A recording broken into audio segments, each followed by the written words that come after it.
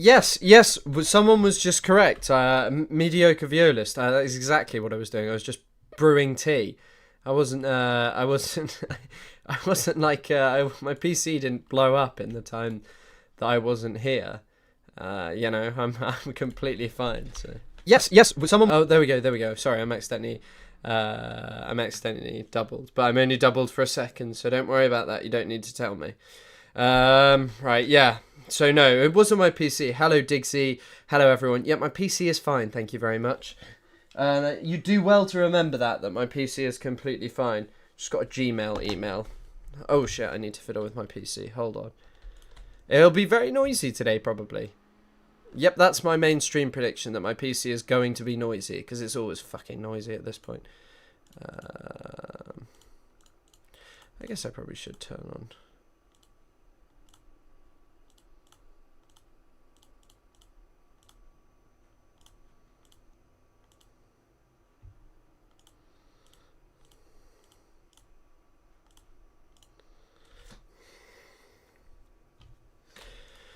Right, here we go. You're all here. Do you know about orgs like Shakara? I've never heard of Shakara, no. Are you growing a moustache to twiddle? Yeah, that's exactly why I'm growing it. I've just always wanted a moustache that I can twiddle. Why do you asked this every day. What do you want to know about Vikings? Moustache coming along nicely. I know it is coming along nicely. There was a lot of discussion yesterday, but yeah, it's growing quite well. It's growing quite well, to be honest. He is not beating the British gentleman allegations. No, I'm not.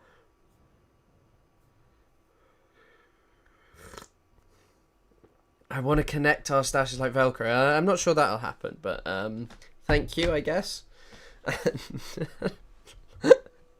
It's not quite there yet.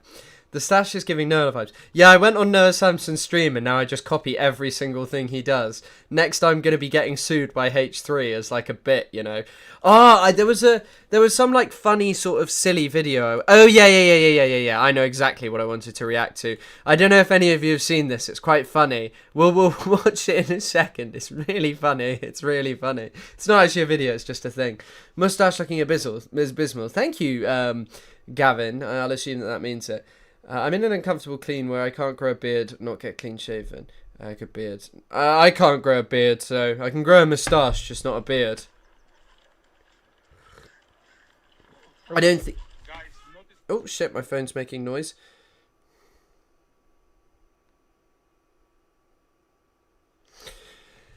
Hi guys, hi Chris, hello Elab. I think it looks good. Thank you. Yes, it's Moustache Tuesday. That's the day of the week that it is. I'm kind of just waiting for more people. Do moustaches get dirty when drinking beverages? I've not had one long enough, and tea's kind of basically just water, really. So, like, you can just drink it. Phone unmuted. My phone is indeed unmuted. You're going to hear all sorts of nonsense coming out of my phone. You're going to hear the anime waifu videos I've been watching before this. Hey, thank you, Simon, for becoming a member. Thank you for becoming a constituent. No, what was... yeah, constituent we're going to go for. Sorry, I'm just sorting out my glasses because they're very dirty. And if someone says anything about, oh, why not use a microfiber cloth? Okay, I will. There we go. Oh, protein shakes probably would. I haven't had a... why do you keep asking me to research this organisation? I guess I'll look at it.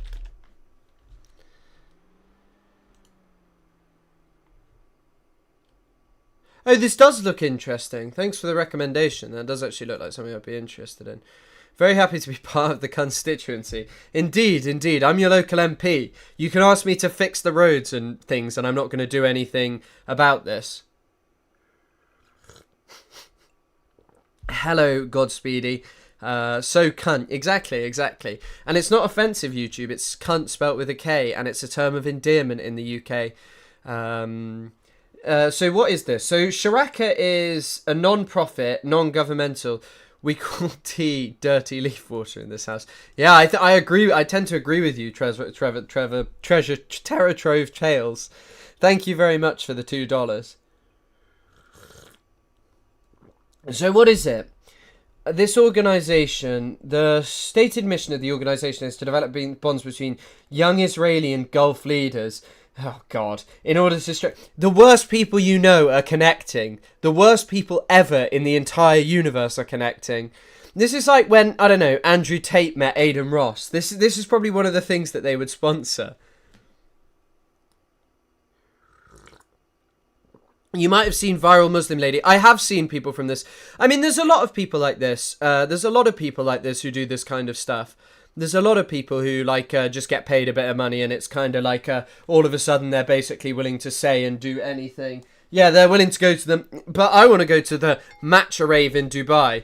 Chris doesn't read chat confirmed. Yeah, I've never read it. Sorry, someone just sent me something I should look at.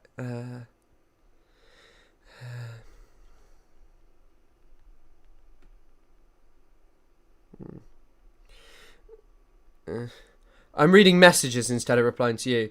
Please read the comments on Traveling Israel. I mean, Traveling Israel sounds like Traveling Israel sounds like I mean, the guy is literally just Hitlerian levels of propaganda, and we'll talk about... I'm actually going to turn one of these segments into like a little YouTube video, because I think it makes a lot of sense too, because it's like I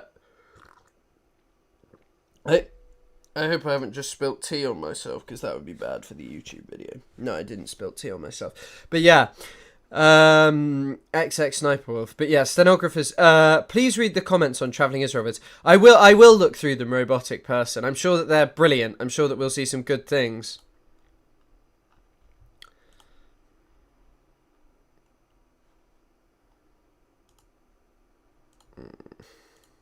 Hold on 1 second.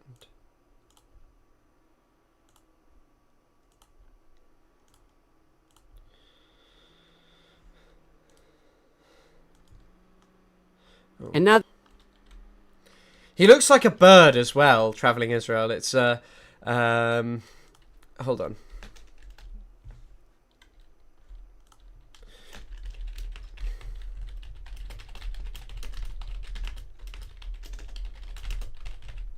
Just writing down some things. I'd rather travel to the depths of hell. Hell yeah, I'd rather go to the depths of hell than have a chat with any of these people. Oh, sorry, excuse me. I'm sure that he has some quality comments. Hold on, I'll just see. I have to admit, I used to despise Israel. You are one of 2 reasons I today completely support Israel and its people with all my heart. Awesome. I am from Ireland. I am not Jewish. I stand with Israel, the Israeli people, and the brave IOF who are fighting for all of us. Jesus Christ, yeah, those horrendous comments. I guess I'll just keep talking to the comments for a bit. And I mean this thing, another unpacked video titled "The New Jew" thumbnail. I mean, I will look at that, the thumbnail of the thing. Oh, actually, that kind of brings me on to what I wanted to talk about first. So there's a really, really, really funny post. I can show this. It's not a problem. Wait, maybe I should actually crop it. So I'm just going to crop out the top bit of this just for the sake of ensuring that I don't get in any trouble for the video.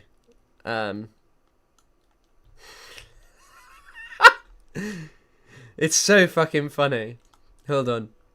It's about like some Israeli soldier who's got body issues on the basis of being called fat by a Palestinian child. Hold on. Right, here we go. I've started working out again. Went into a depression after my time in the IOF was up. Now I'm finally getting back to myself. One time when I was in the IOF, a Hamas boy, maybe 7 years old, called me Samin. Terrorist talk for fat. It has always affected and stayed with me. Acts of anti-Semitism are never forgotten, but I'm glad I'm working out again to regain my confidence. Bro, the Hamas child called him fat. Apparently it is real. Apparently this is real. Oh, I'm gonna debunk one of Traveling. I'm gonna make a short video because it's actually really easy and short to debunking him. But I just want to talk about one thing that he posted today. But yeah, I was loving this post. I'm working out again. The guy's got like the guy's having like a breakdown over his. Oh my god, they've got his actual account. Hold on. I had to crop it because he's shirtless in the picture, and I'm not sure if you can show that.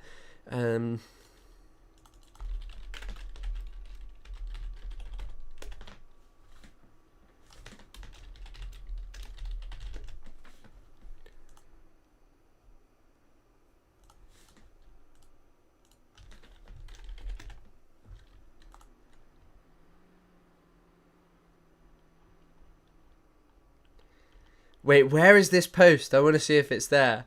I want to see if I can find it.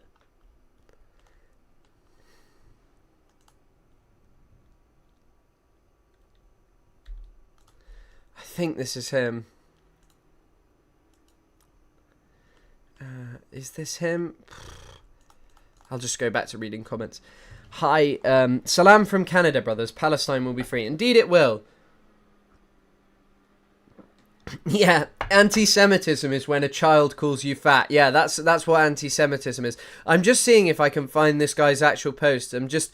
Because I think... what's it? Hold on.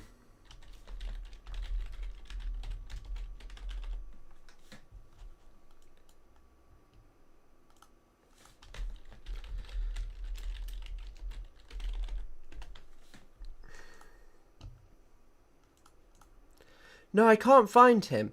So his account is ostensibly called David_Leb_1999.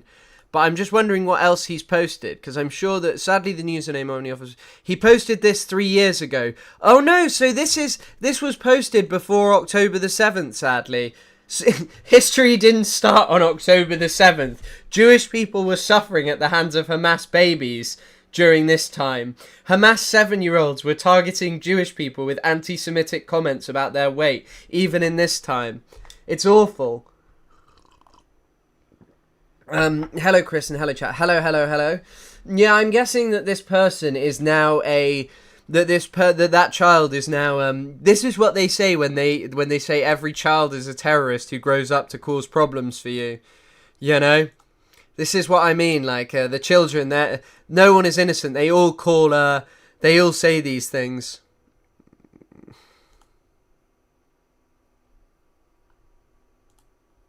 Oh, wow, wait, there's also some probably more significant and worrying news.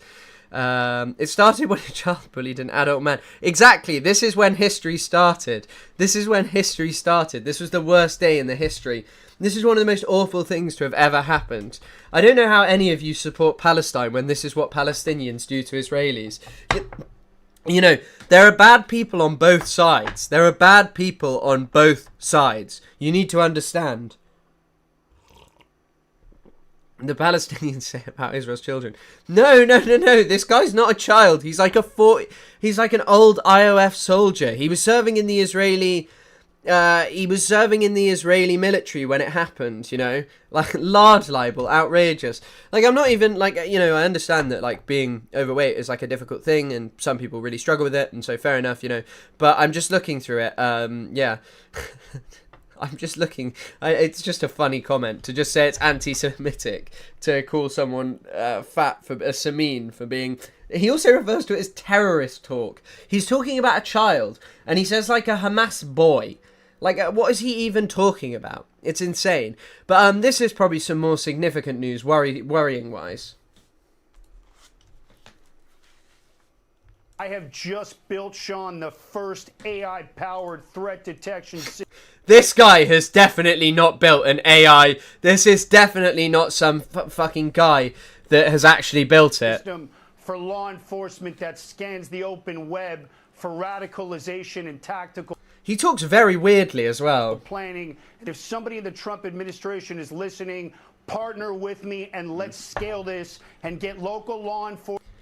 This is a very promising thing. Holy thumb. Yeah, just hearing someone talk about how they're going to scan all social media. Bro, I am never going to America. When they scan my social media and find these streams calling Israelis Samin. Enforcement the tools they need. My technology will prevent these threats from popping off. You have to get in front of these. The technology's here. The Israeli model meets Palantir quality engine. God, it's just like, I mean, all of this stuff, you know, you grew up with all, and I was thinking about this the other day, you know, for a while I was like, oh, you know, all these people who are like, some people are paranoid in the sense of like, I don't know, some people are very like worried that, oh my God, there's this state that knows everything about me and controls me and it does all these things and it knows everything that we're doing, it knows everything you think, and it's just like, I'm not so sure that it's quite that bad, but this kind of stuff is like a worrying development. But it's not actually that surprising. I wonder how they scan the social media. Like, no, they'll just scan through a non-private accounts and get as much information as they possibly can about you. I unironically think that boomers have led poisoning here in the US. Case in point, vaguely gestures. I mean, the way he talks may be indicative of him having lead poisoning. And also, thank you very much, Terratrove. Engineering, and I've got it, and the White House needs to give me a buzz, and let's get this thing scaled. Hello, Eliza. Nationally, and it's British Hamas teen called Israeli mean. Yeah. Hila Klein posted me on her story the other day, so it's definitely fucking rotting in prison for me now. She posted one of you referring to her as Apak Shakur and me laughing about it. called Gideon. I have just... God, like just hearing some guy talk about how he's gonna IDF vet. Oh, he's an IOF veteran. Israeli model of counter-terrorism. So they're gonna start shooting children with this. I have just built the first AI-powered threat detection system for law enforcement. He speaks so weirdly. I would not trust that guy with his AI detection system. I think it would be crap, to be honest. I think it would be utter bullshit. I just don't think it's going to work.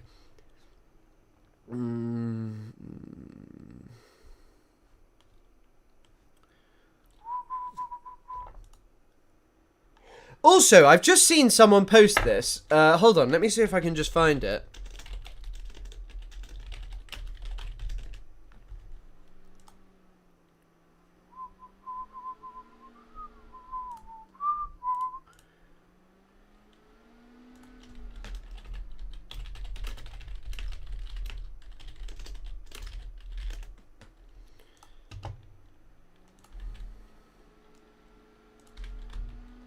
God, you can already hear my PC going fucking insane. And I've not even clicked on the Times of Israel article yet. I better close some things.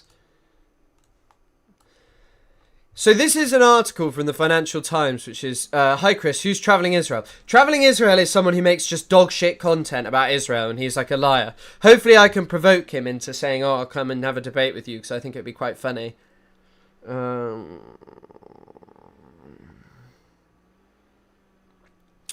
I might have a look at the video, I might, but I wasn't such a fan of Unpacked. It's just like shitty Zionist propaganda.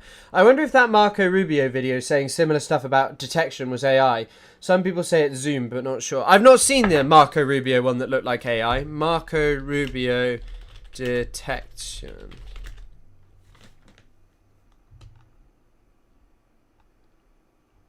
I haven't seen this Marco Rubio one.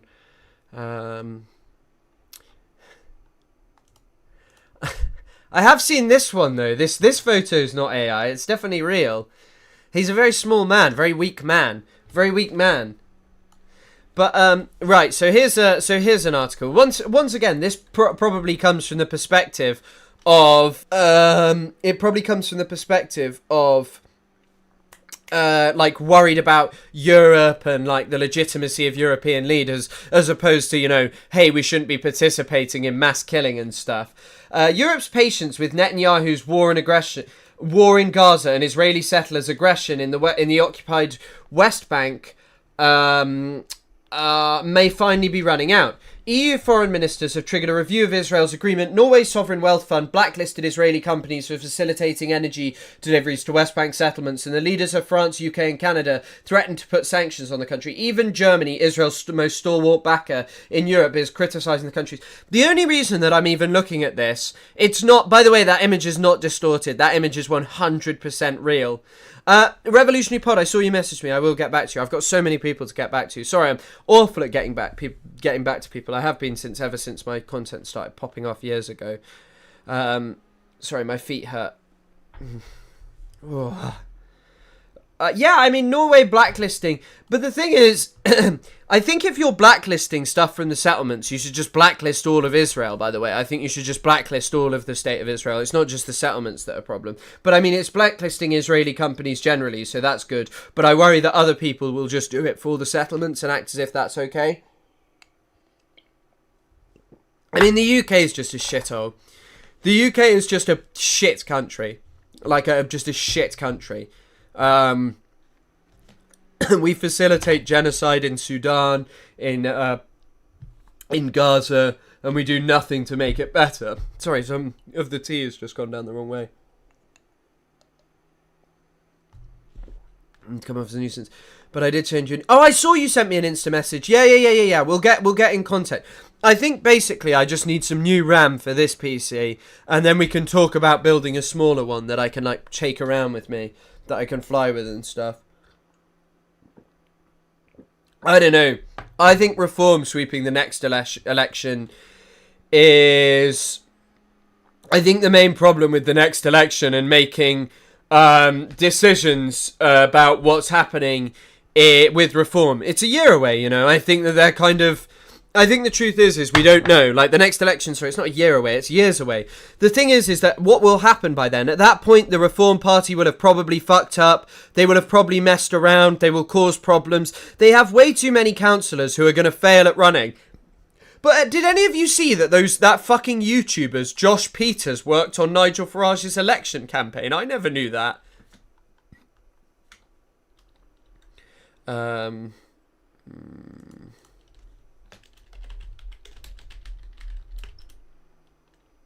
No, Archie Manners, sorry. Archie Manners.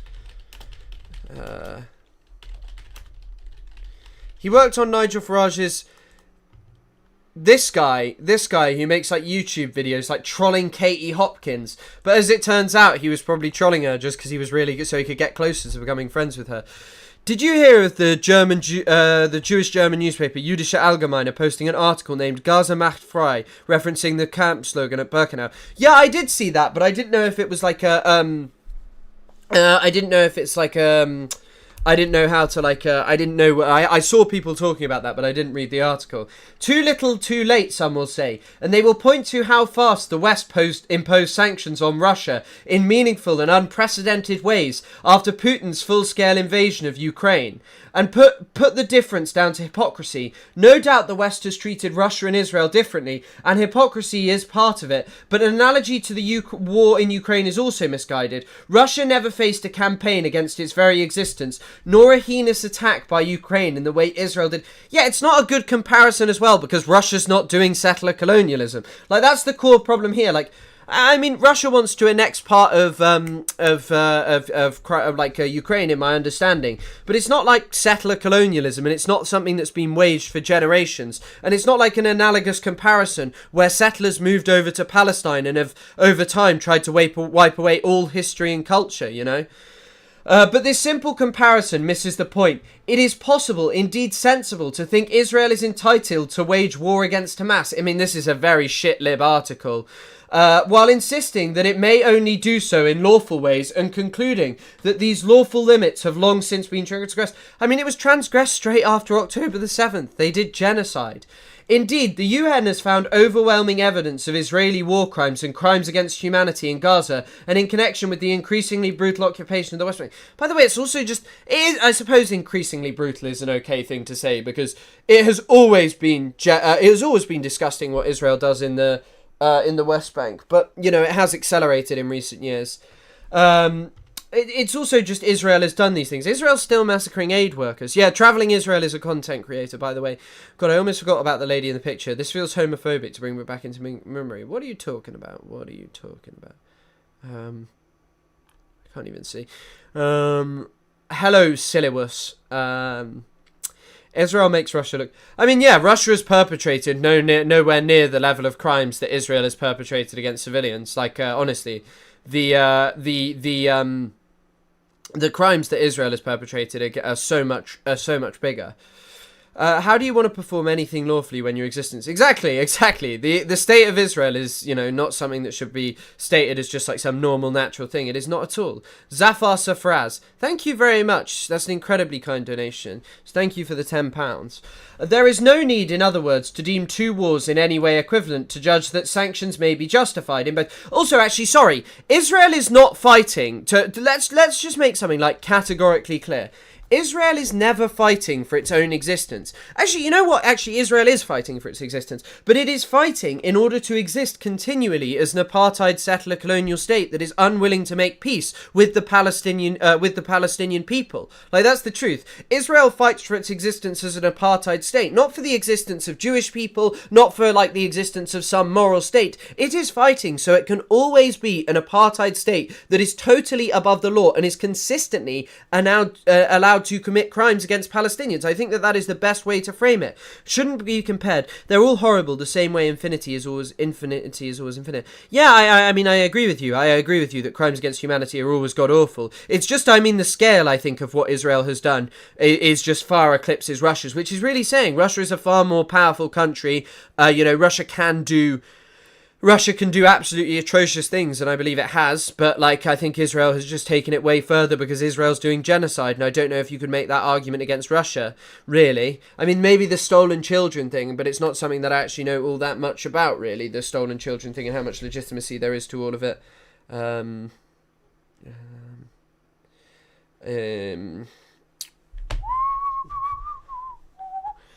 Ukraine is a Bolshevik regime against Russia, whilst the similarities are very similar of how Israel is treating Gaza, the same region which heads both the Bolshevik and Israeli regime. What? The same religion. Yeah. I don't think I'm just gonna time you out for that one, but I'm not so sure about saying that both of them are headed by Bolsheviks. I feel like you're doing an anti-Semitic conspiracy theory there. Thoughts on Russia-Ukraine war? 800 dead. Apparently that is 10 times more than Palestinians' casualties. I don't know if there's 800 dead. I mean, what even is the death toll of? It's the civilian death toll is way lower than. Is way lower. What does Wikipedia say? I mean, the number of people killed, military. Sorry, I'm just looking.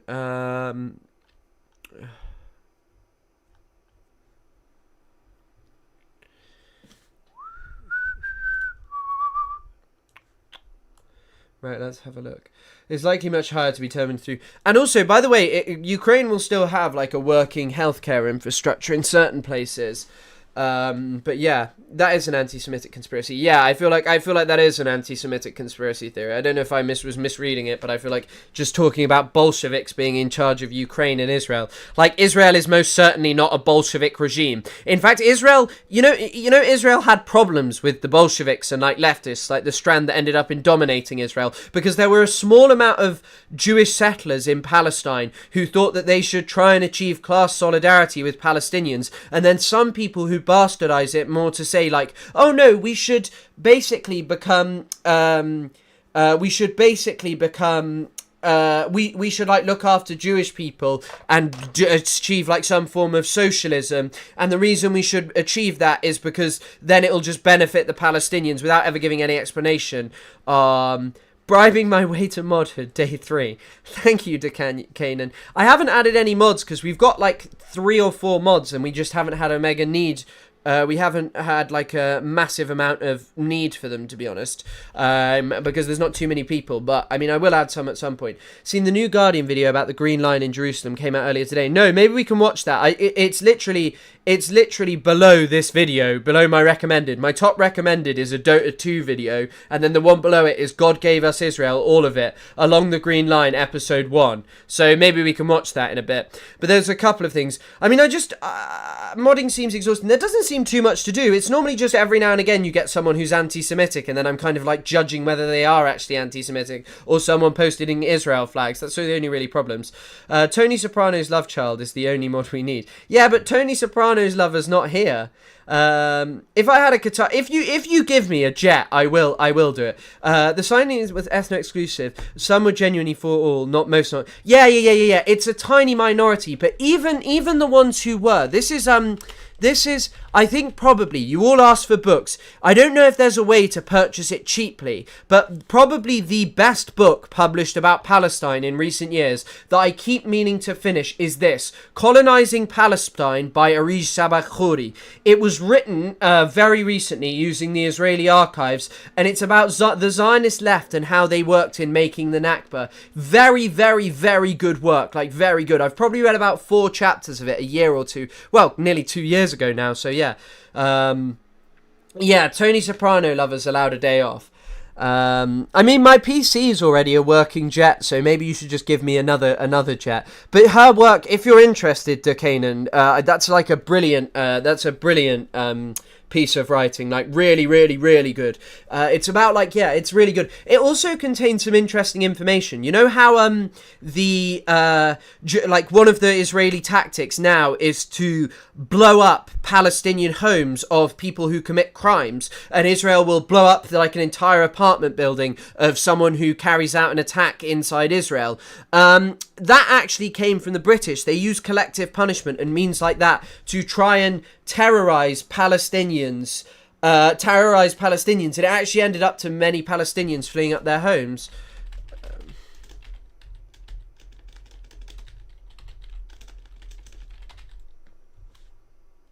Just see if I can find it.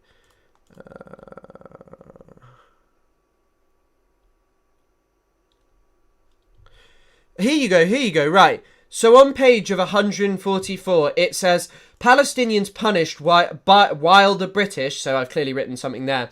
In May 1936, the villagers of Al-Kafrayan, 670 according to the kibbutz, all left the village, likely out of fear of being accused of setting fire to Mishmar Ha-Emek's fields on May 11th, or of attacking the kibbutz. Arabic newspaper reported this expulsion. So there, also, Traveling Israel made a video where he was like, Can you tell me of one expulsion of Palestinians before 1948? And there's one. And he's like, name one village, no one can. 1 million people cannot name.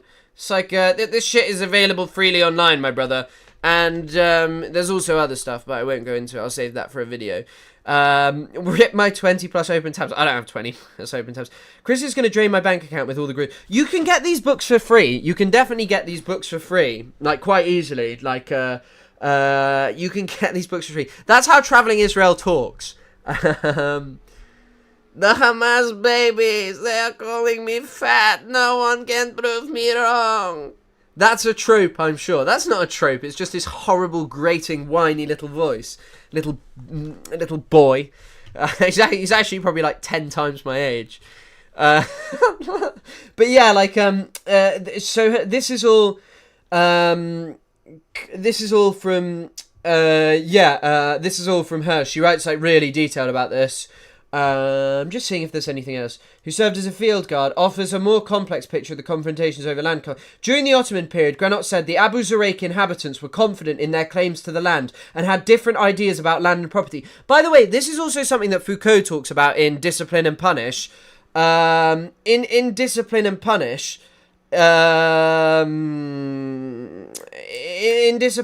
he talks about how crime literally changed. Crime literally changed as a direct result of the enclosure of spaces, and it's like a key part of colonialism. Like, people previously walked their land elsewhere. I would be careful with that voice. What? Because people will mistake me for him. Different ideas. Well, no, it's literally like it's also, it happened in a lot of interactions between indigenous and colonizers. It happened in the Americas. There's a very famous thing. Someone has like a really famous TikTok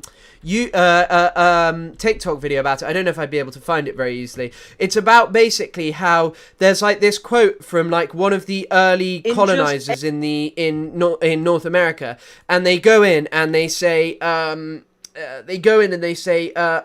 the native will let you take anything from them. If you never do that voice again, by the way, you're awesome. The voice you do. Get some coffee with me. Thank you, coffee lover. I've already had a tea, so I'll just get myself another cup of tea. I'll just keep on having cups of tea. But yeah, it's basically like just a different understanding of the enclosure of property. Like, it's also kind of unique amongst, as I've said before, Palestinians are pretty much the only colonized people who, prior to colonization in settler colonial projects, didn't live nomadic lifestyles. I think that, although I think that that would actually be disputed now, lots of people would dispute that and talk about wider settler colonialism, like the Italians in Libya and stuff. But yeah, this is a really good book, by the way. Erecting fences and enclosing spaces core to the mode of settlement. During 1929, intensified during the pogrom shit, I assume. I assume she didn't actually write that. Great revolt intensifies with the practices. Another cuppa in it. There's no way I'm going to go make tea. I've got my water. I need to get some newer zins.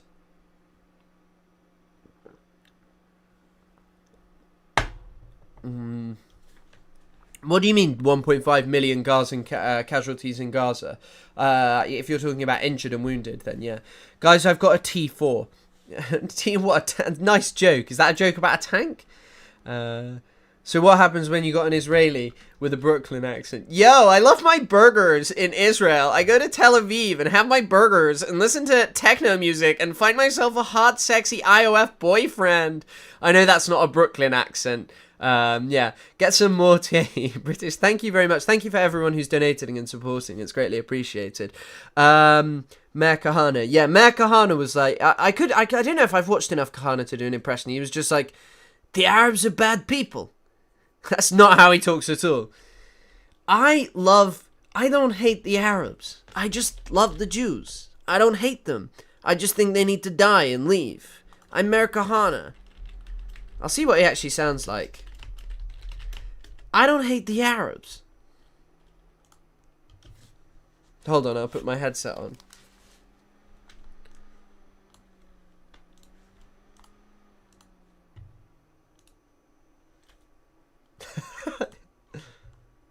God, this Arab news website has the longest intro. There is not one Arab. There is not one Arab in any Arab land who on any Friday or Saturday or Sunday or Monday. This is Loner Box's mentor. Comes out and says, let's have peace with Israel. There is no peace now movement in any Arab country. I wonder when that was said, because there was a peace agreement with Israel. When was that said? There is no peace now movement in any Arab country. Also, one of the maddest things is, I don't know if you like, I don't know if I can, are there like Osama bin Laden, like pro Osama bin Laden edits on YouTube and like comments like, bin Laden was a great man.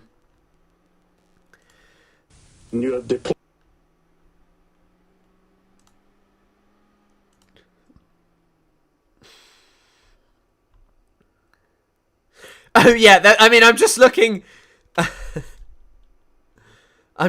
through a set of comments. Hold on.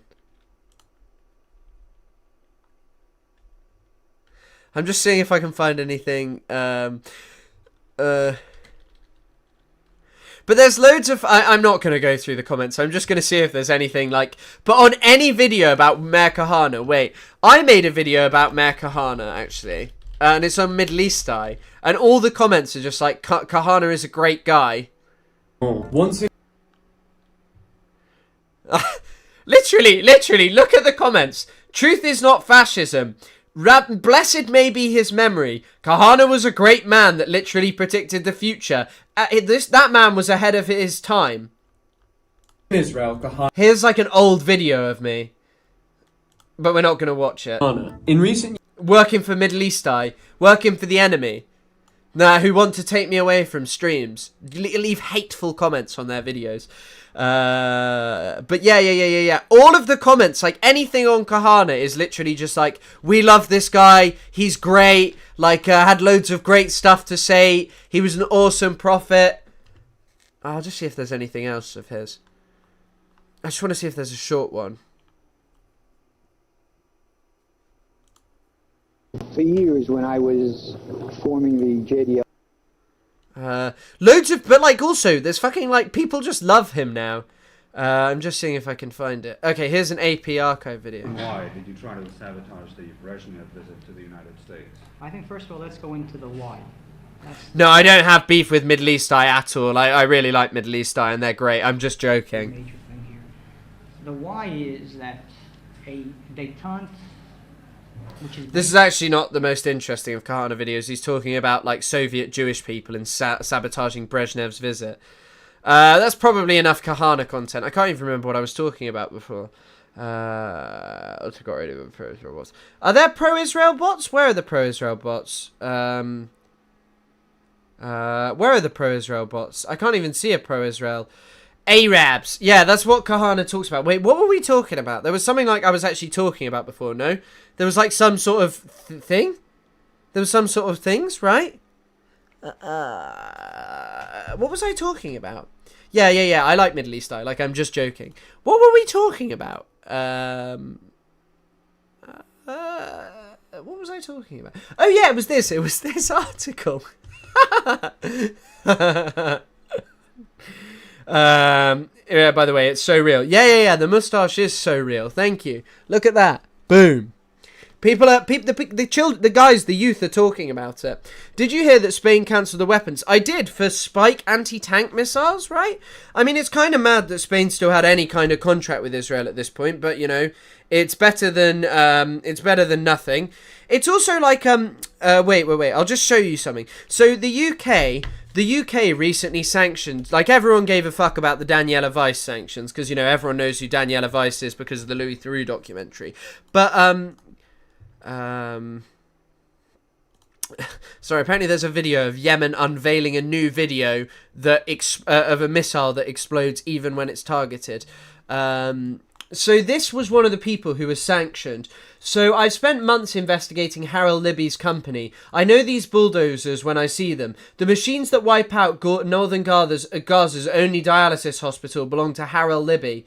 Hold on, there was more of this. For further reference, a collection of Libby's work in Rafah, Beit Lahia and Jabalia. Libby is the bearded man with closed eyes at second one of the video. Hold on. Him. Oh god, he looks like an extremist. Like, I can guarantee you that guy is just awful. I can just guarantee you.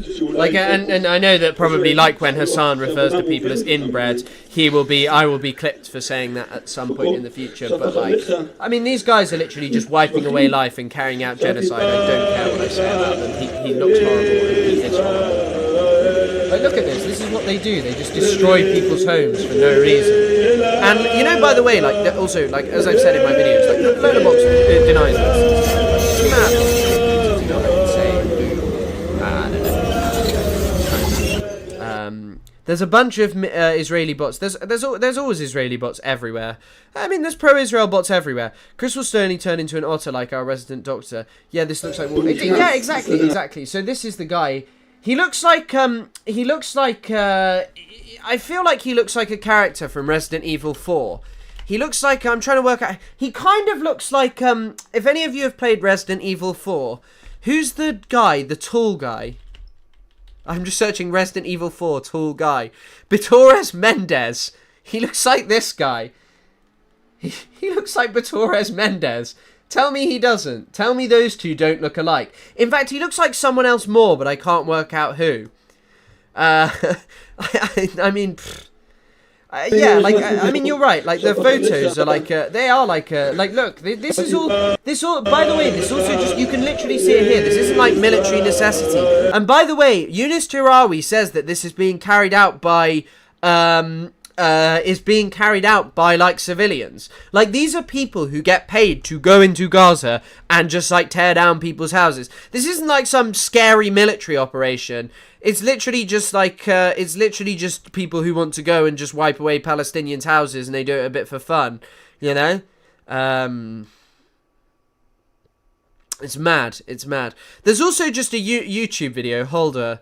There's just a Kahanis song video here. Oh god. Let's hear what this video is.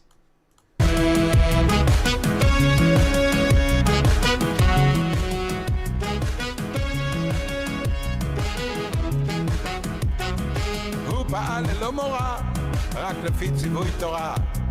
אמרו שהוא כך, אמרו שהוא כך. בליבו בהרעה.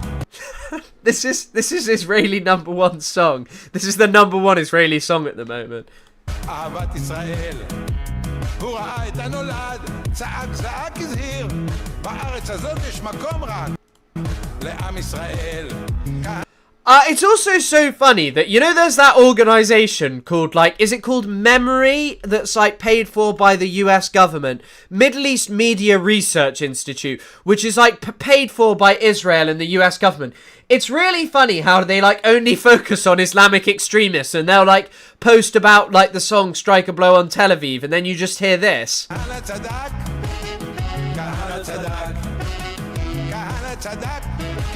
This is just like a common Israeli slogan. Oh, okay.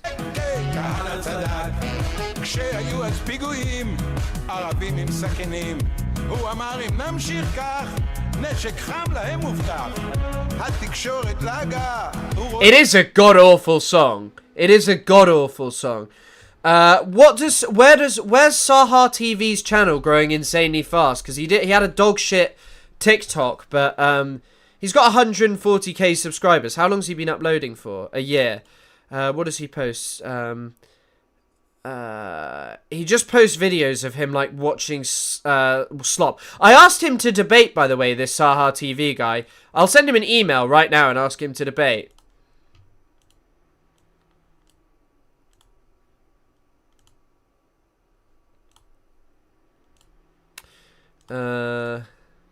I know who he is. Yeah, even the Bashar al-Assad song is better than this.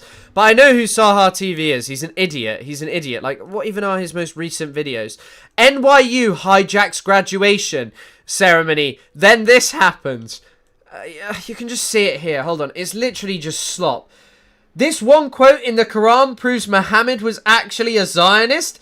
Pro-Palestinian stupefied. An Israeli streamer says the truth about Islam. Palestinian protesters stutters after asked basic questions about Israel. Jewish crowd goes nuts after Israeli comedian destroys Palestinian. It's slop. It's fucking slop. Anti-Israel student gets pissed when Charlie Kirk mentions Hamas. Oh crap. Palestinians' brain breaks after learning that Palestinian history is a lie. Israeli streamer makes Palestinians from Hebron change his mind about Israeli... He's just an idiot. He's just an idiot. Man caught ripping down Israeli flag at frat house, and then this happens. Palestinian journalist gets pissed off after October the... Bill Clinton opens up about truth about... Like, he's just an idiot. He is just an idiot. I mean, like, what does he even post? Like, what does he post on? I mean, here's his TikTok. His TikTok's fucking idiotic as well. The media lies once again. The IDF did not shoot innocent civilians at the The media lies once again! Distribution centers in Gaza, set up by the IDF and America. He's a fucking idiot. Actually Hamas. And there's a drone footage to prove it. Take a look. By the way, this is exactly what I'm about to talk about with Traveling Israel. This is categorically a lie, by the way. This is, like, categorically a lie. You can prove that this is a lie. There's no truth to this. I was promised to believe this. 300... Was that 3 million?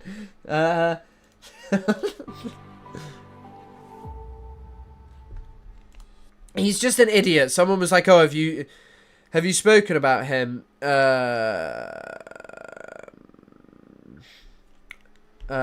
Randomly punch an Arab in NYC the day the Arab was arrested by the NYPD. Is that true? I highly doubt that that's true, but it's a good analogy. I mean, it makes...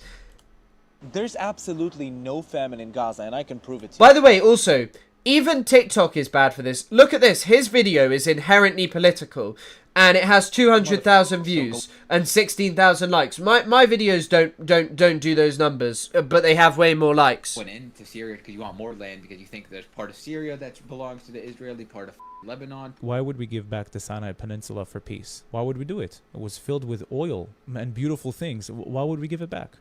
Give it back to who? to Egypt. By the way, Israel didn't give the Sinai back for peace. Israel was offered a peace negotiation in 1973 by Anwar Sadat. Hold on, Anwar Sadat.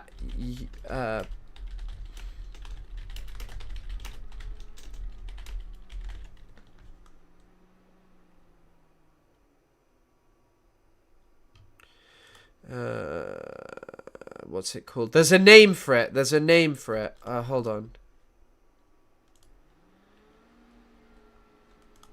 I'll see if I can find it.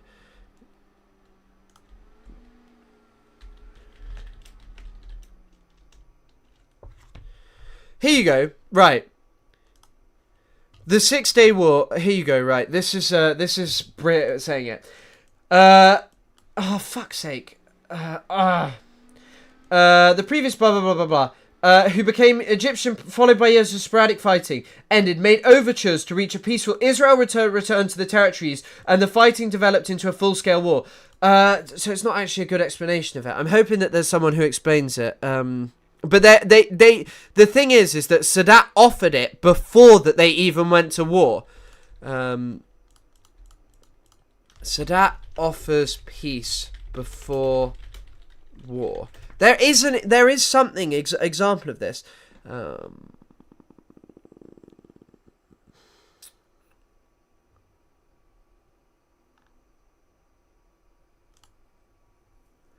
Okay, so there's only fucking an Israeli. Hold on, there's only an Israeli writing about this. Sorry, I'm not responding because I'm looking for this. I wish I could.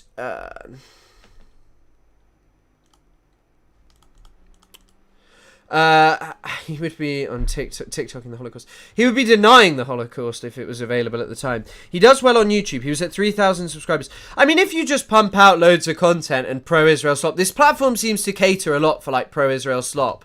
A speech made by Anwar Sadat. In his speech, Egypt's commitment to liberating the Arab territories in the 6-Day War and protecting their that end, he reported war of attrition and called on Israel to deploy away from the Suez Canal while Egypt reopened international negotiations. No, I can't find this.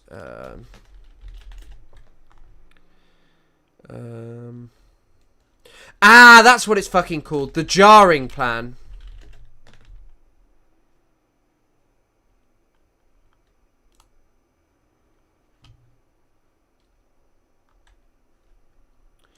Here we go. I think it was here.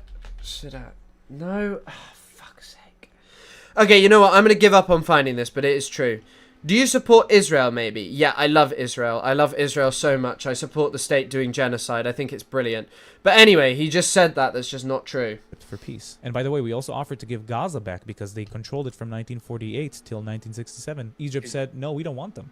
They make problems. Well, like, also, he just says, when did they offer to give Gaza back?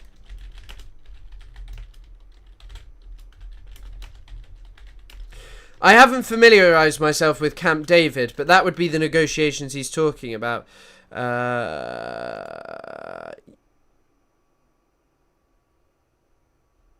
Unforced in the Sinai Peninsula and territories for Egypt. Disagree.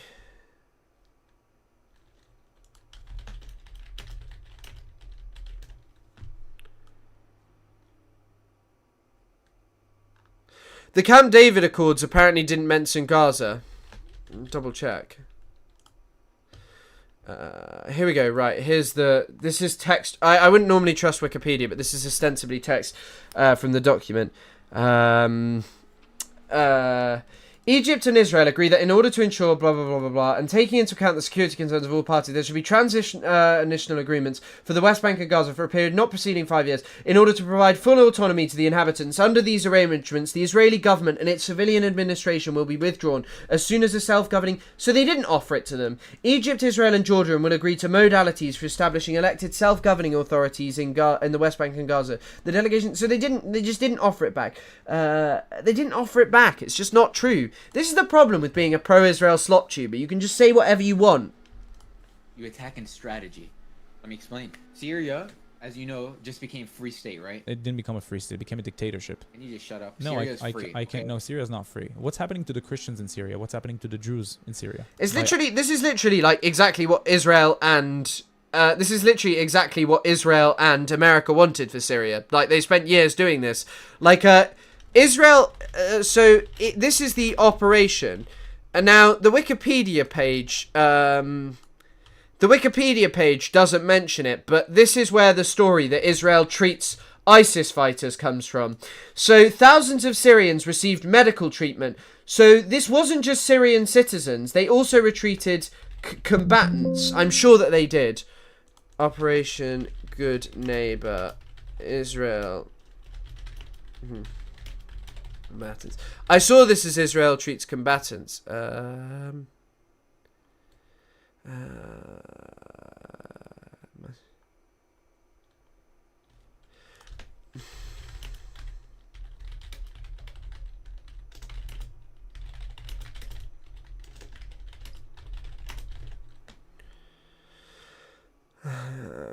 Here you go. Even the Jerusalem Post meets this. Look. By the way, so they treated people who belonged to Jolani's army. Like, they literally treated people who belonged to... they've treated people who belong to Israel's army. Yes, we know Mr. Empanada in here.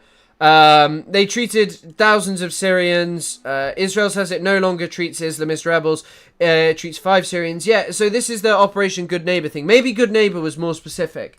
But I think that this would fall under the remit. And I also saw that they treated combatants during it. But yeah, what was I going to say? But yeah, we all know Mr. Empanada daily. I haven't done my daily affirmations of supporting the state of Israel. By the brigades. What's happening? You're good. I'm not going to lie. You maintain this peace that makes me want to...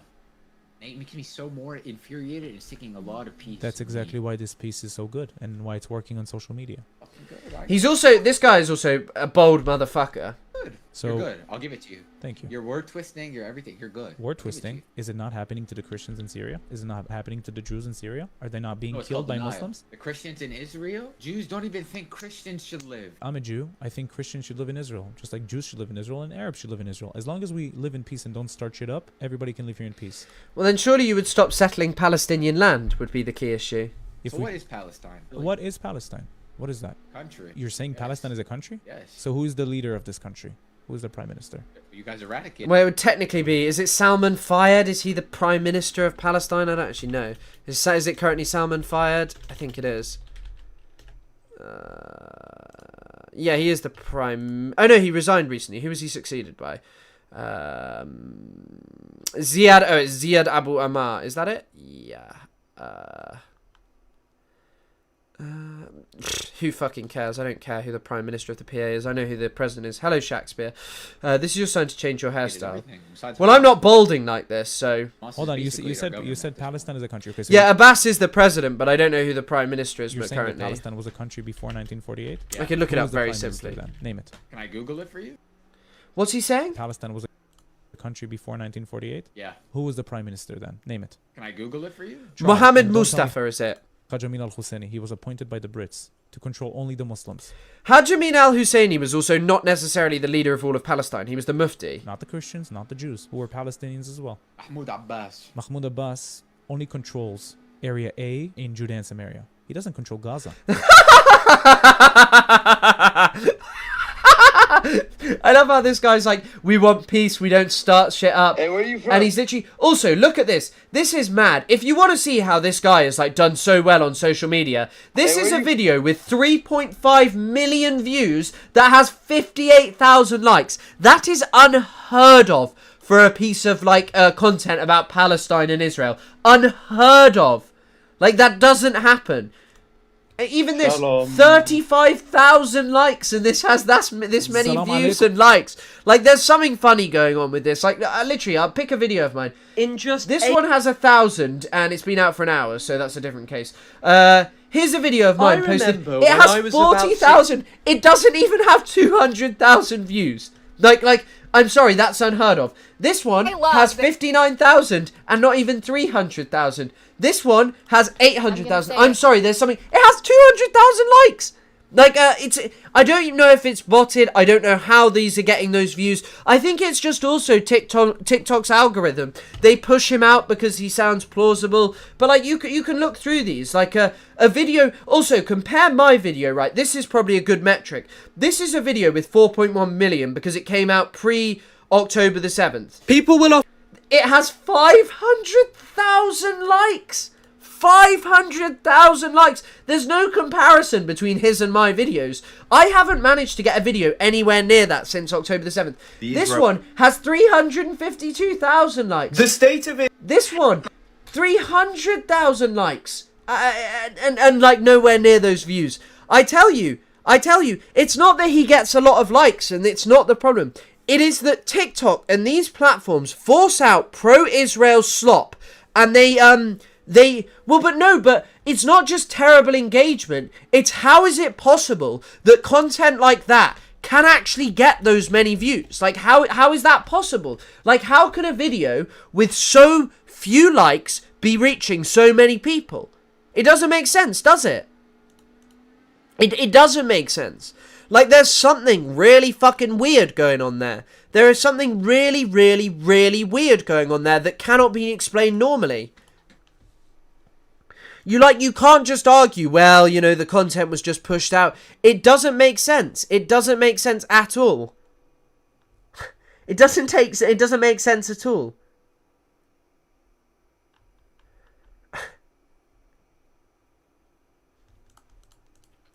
Like, honestly, I don't know if it's bots. I actually don't know. Like, it's not comparable to...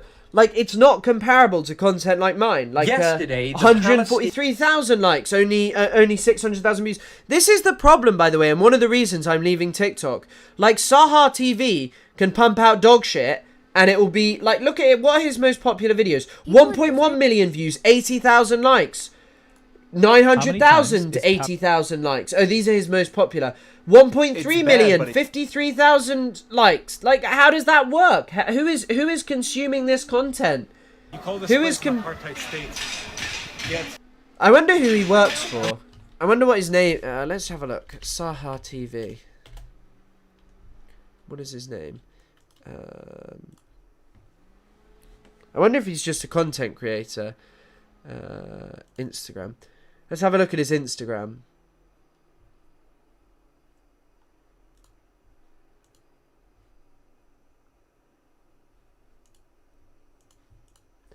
God, he posts a lot on Instagram, which then that slop just gets pushed out to everyone as well.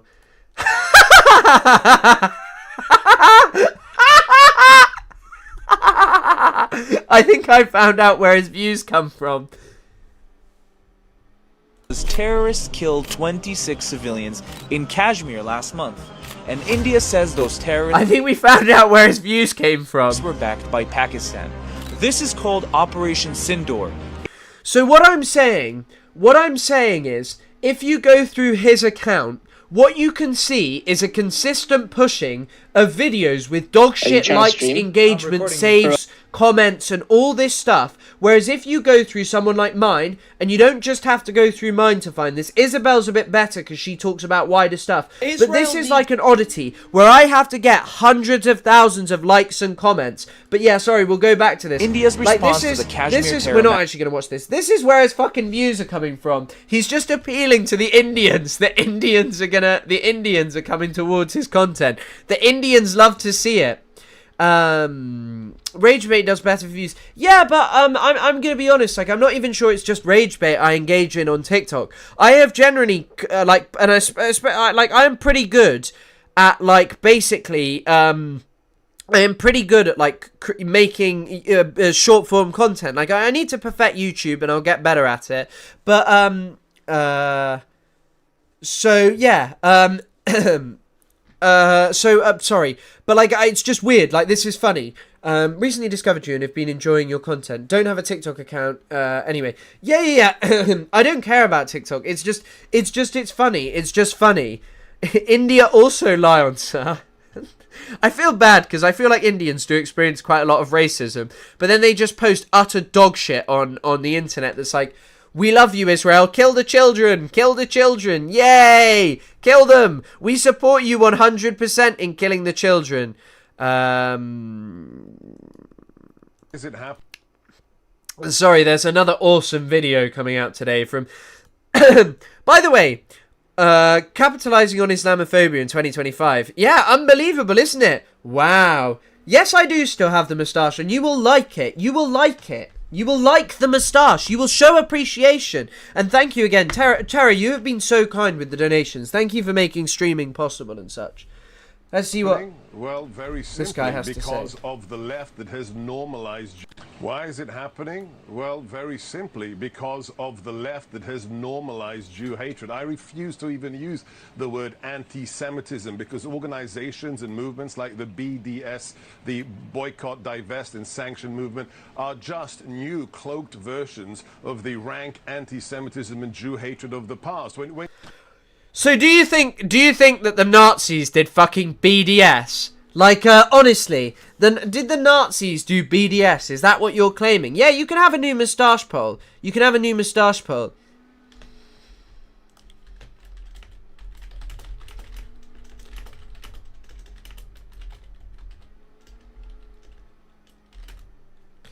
I've spelt it wrong.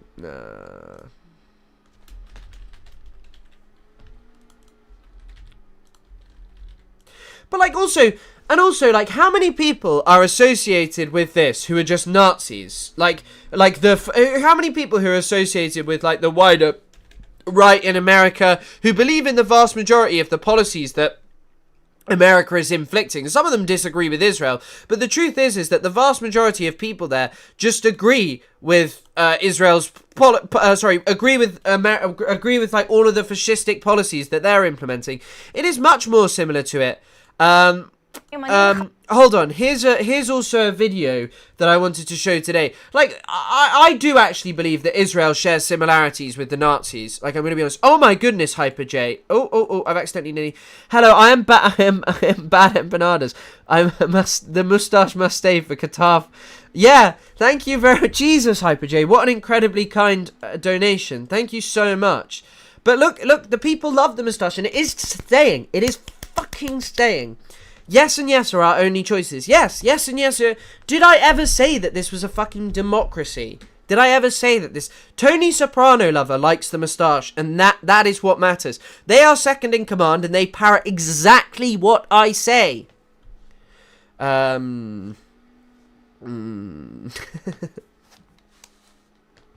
מכוונת אליכם, אנשי עזה. כאן בארץ יש אנשים שמסבירים לנו שאתם חפים מפשע, שאתם סובלים נורא מהמלחמה, שרבים מכם נהרגים על לא עוול בכפם. ובכן, אומר לכם בכנות, לי קצת קשה להאמין בזה. גם כשאתם שונאים את מה שחמאס עשה לכם, אתם אוהבים את דעותיו. אתם הם אלה שמעלים אותו לשלטון פעם אחר פעם, מסרבים להכיר במציאותנו הנצחית. אתם טועים לחשוב שבגלל שנשמעים מתוך... inside of us echoing. קולות מבולבלים, כפרניים שמתכחשים לסיפור היהודי, לשורשים היהודיים ולהבטחה האלוקית.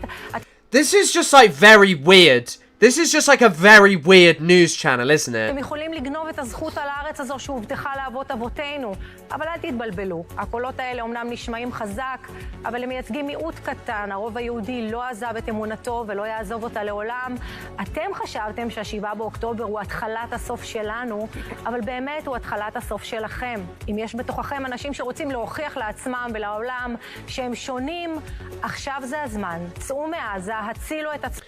Literally just like this is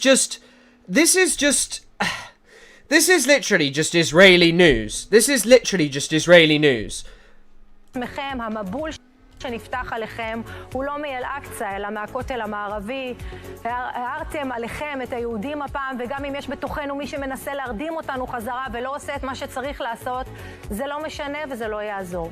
אם יש בכם אמונה אמיתית, הרי אתם יודעים שהטוב תמיד מנצח, והעם היהודי הוא עם טוב, חפץ חיים וקדוש. לא לחינם הם נקראים עם הנצח, שגם הקודמים... Like, can you imagine if just BBC had videos like this where they're like giving sort of deranged biblical rants about how they are like awesome and amazing and that they should be this is just like acceptable, and that what like we're like good and moral and justified and awesome. I feel like it's quite weird, you know. לכם לא הצליחו להשמיד. צאו מעזה כדי להציל את ילדיכם ואת עצמכם. כל מי שפגע ביהודים אי פעם נועד לכישלון.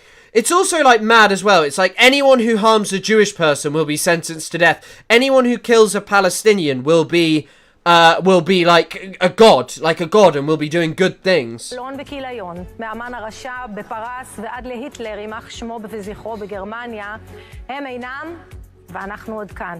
צאו מעזה בהקדם, הצילו את אורכם ואת משפחותיכם, לא בגלל ממשלת ישראל ואפילו לא בגלל צה"ל הגיבור שמשום מה לא נותנים לו עדיין לנצח. רק בגלל בורא עולם שאתם מאמינים בו. מי שמתעסק עם עמו הנבחר, פשוט מאוד לא שורד. Yes, I love turning on my Israeli news after a long day listening to shitty techno music and abusing Palestinians to hear this. ולא נשאר. יטלעו מן רזה. I love just hearing it when the newswoman is telling me, get out of Gaza, get out of Gaza. Thank you, Sunflower Dragon. The people love the moustache. Thank you for your incredibly kind support over the last few days and weeks. This is so greatly appreciated. Yeah, Heroic is fucking crazy. They're genocidal monsters. וניlu hayatkum. זה מה שיש לי להגיד לכם. Like, it's just so weird. What even is the context of this? Like, just... sorry, Netanyahu's Channel 14 in the news segment promoted onto normal Zio genocidal mode. The original was auto-translated, so there may be subtitles. I want to address the citizens of Gaza. Some claim you are innocents. You are the ones who love Hamas's views. It's really the beginning of your end. Leave Gaza and save your lives. Whoever mess with the Jewish people will not survive and will not remain. Ah, yes, just what I want to hear. I don't actually hate techno music. It's just funny sort of saying like, ha ha ha, Israelis listen to shitty techno music. Because it's true.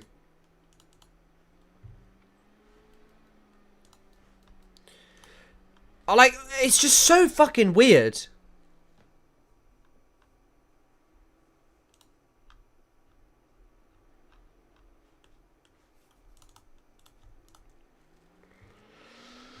Christatorship is my new favourite word. It's not... Well, it shouldn't be your favourite word. It's just true. You shouldn't be saying, like, oh, that's your favourite word. It's just where we live, okay?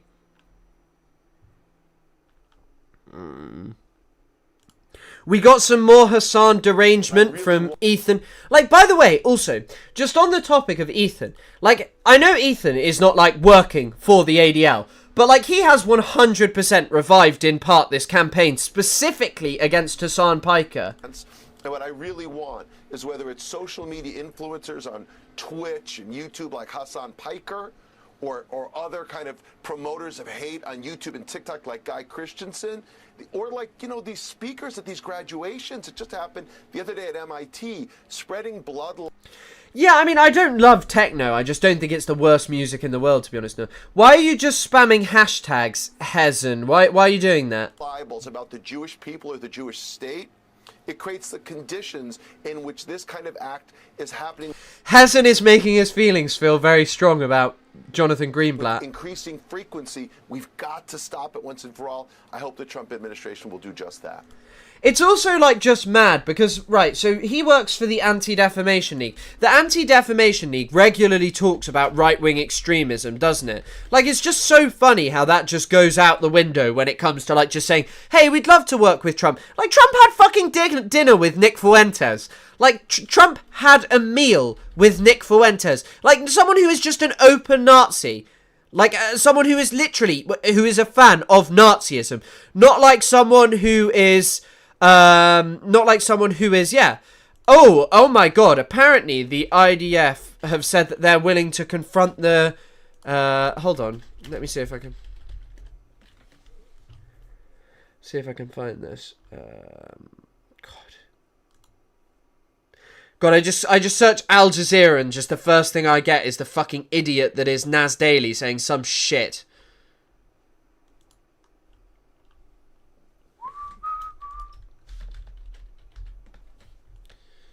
Why is Al Jazeera Arabic not working whenever I search it? Okay, right, we're going to have to use Leftovers H3. I've seen other people saying this. I just want to see if it's...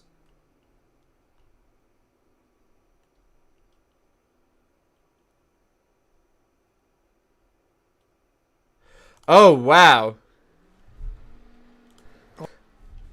Hold on. So, right. Hold on, I think I can find it.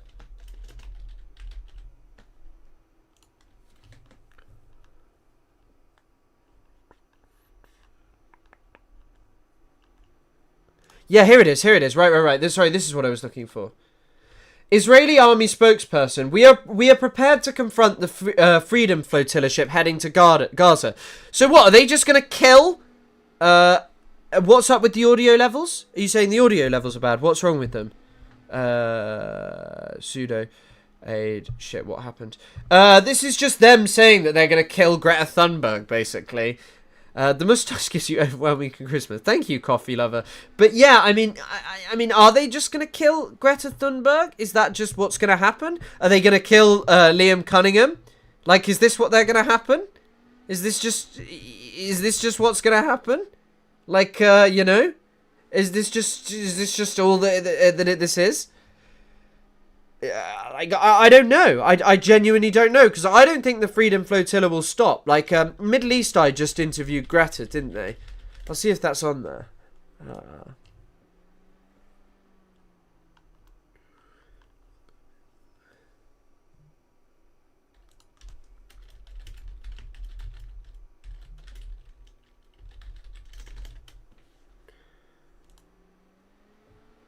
It's a really long video. Monday. There are, of course, considerable risks to the drone strike. In the form. On board the Madeleine and currently heading for Gaza is famed Swedish climate activist Greta Thunberg, who herself has been subject to fierce attacks online by pro-Israeli voices. I spoke with her earlier today about where she is right now. I mean, it is an incredibly brave act. Like, it is an incredibly brave act. You do have to say, it's an incredibly brave act. Going to Gaza, you are putting yourself at risk. Israel has a precedent for killing people. What they may do is they may deploy, like, commandos to it and then, like, arrest all of them and turn them back. But also, I wonder if they will turn back, if they'll be willing to turn back. Honestly, who knows? And what you are 10 times louder. What the next couple of days will look like. We are currently on our way towards Gaza as part of the Freedom Flotilla mission to deliver humanitarian aid in the form of food, medical supplies, and sanitary products to challenge the Israeli blockade and to continue, as the Freedom Flotilla coalition has been doing since 2008, continue trying to send ships to break the siege on Gaza and open up a humanitarian corridor. And I'm here currently with 11 other volunteers on the boat from different parts of the world. Yeah, that's where I am. Describe to me what... I mean, that's the thing, though. Like, you know, killing her, of course, is like a major... Like, I think in many ways is using her, like, her body and her fame as a means to basically get in the way, like, to basically protect this and to give legitimacy to it and basically ensure that, people are, like, not, that they can't do it. But Israel's killing and stuff is kind of non-stop. I mean, they did the Gaza, they are massacring people seeking aid. They are massacring, they've done it previously and got away with it. They killed so many people during the the Flower massacre like a year ago. So this idea that, they'll basically, I don't know. This idea that they won't do things, I think it's really hard. And, like, you have an Israeli government spokesperson, like a military spokesperson, literally saying we're ready to confront it. It's fucking, it's I don't know. It's really hard to know, really. It's hard to know what will be the outcome, and it remains to be seen. Perhaps they'll just threaten it, but like they did previously, because they struck one previously, even this year. But, they'll say, well, it was a threat. Well, they were doing all these things. What the mood is like aboard the Madeleine right now. Yeah, right now, I would say spirits are very high, and we are very happy to be on board and to have eliminated the first risk element, which is to get stuck in port due to the bureaucratic warfare, which has been the case other times. And the last time we attempted this a month ago, and the boat that we were supposed to board just a couple of hours before was bombed twice, and all evidence strongly suggests that it was Israel who did it. So I love how Israel just did that and like just didn't state publicly that they had bombed a ship in another country's waters, you know? I also, like, when I was younger, I've told people this, when I was younger, I fell down for, like, all that right-wing bollocks of, like, that Greta Thunberg is, like, an entitled child. She was someone who knew and understood the climate. She wasn't some fucking child. And I think because climate change is not taught to you of, like, how, like, they just... In England, they teach you about climate change. They go like, oh, climate change, you know, the polar bears, they're going to suffer. And of course, the loss of, like, natural beauty and stuff is horrendous.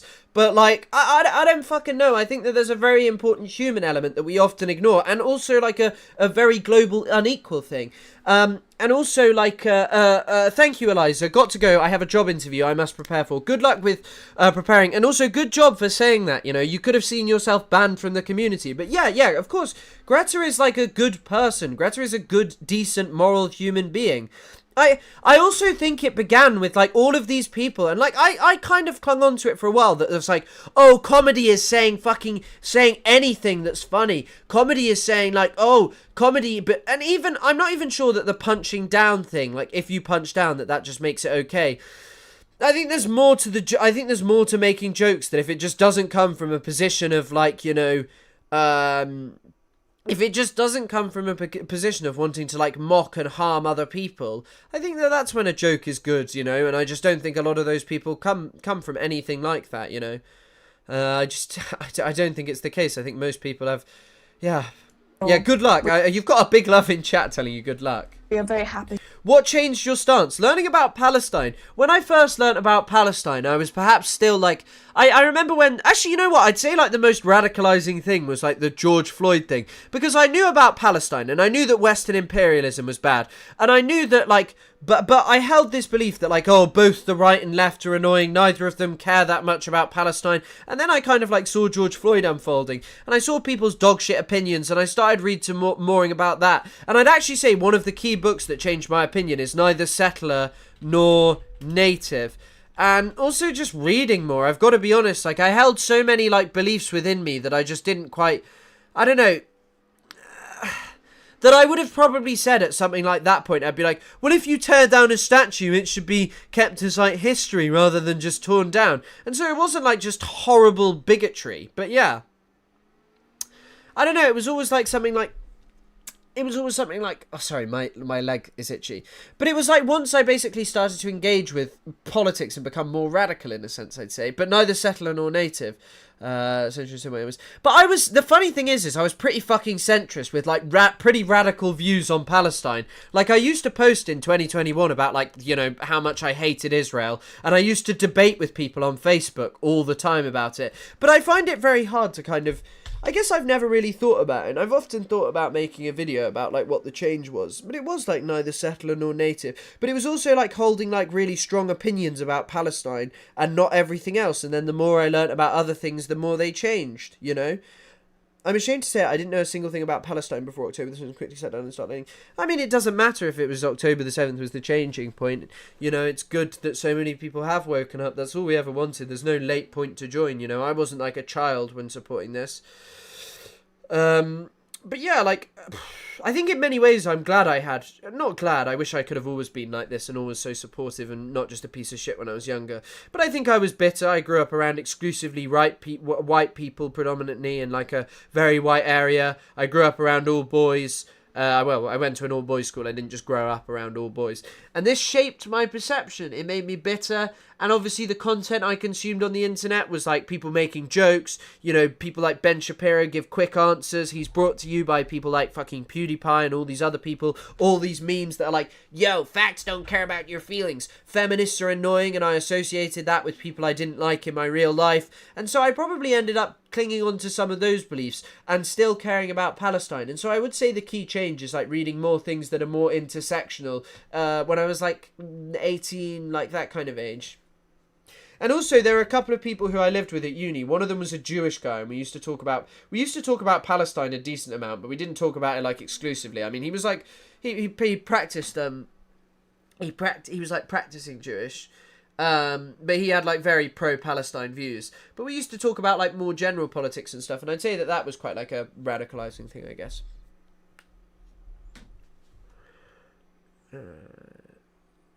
There is no voting no. There is no fucking voting no. You will not vote no. The polls ended and I won.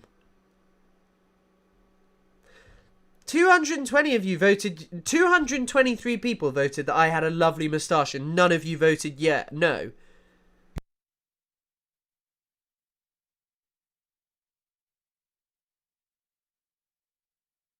To be on our way, and yeah, some of you are freeloading. Guevara once said, if you tremble with indignation at every injustice, then you're a comrade of mine. No matter how you got here, we are glad. That's an awesome statement. I've never heard that, but that is a lovely way to put it. Happy to receive so much support from people all over the world. Also, does anyone know why it's called the Madeleine? Is there a reason for that? What are you expecting? What are you preparing for over the next couple of days? Once you get to that critical moment of breaching the military blockade on Gaza, do you think you'll be let through?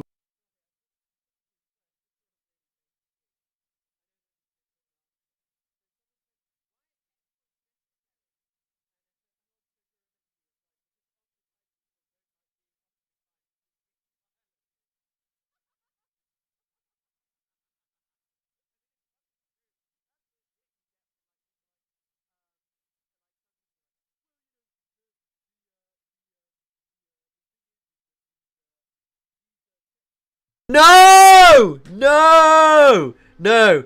I was just saying that this is a very based, funny take. I was laughing about it. You would have enjoyed my laugh. Oh, is Madeleine the name of the first female fisherwoman in Palestine? That's so fucking interesting. This is just an incredibly based take, by the way. Palestinians should never ever be told, no, you should just lie down, you should take occupation. Fuck that, no. I cannot endorse like specific resistance organizations, but Palestinian resistance against Israel is a good thing. Israel is a settler colonial state that takes land from Palestinians, and tweets like this are necessary and true. Occupied people don't like being occupied, and they should be allowed to resist violently. They don't resist because they hate Jewish people. They resist because the state of Israel is a despicable apartheid state that steals land from indigenous people.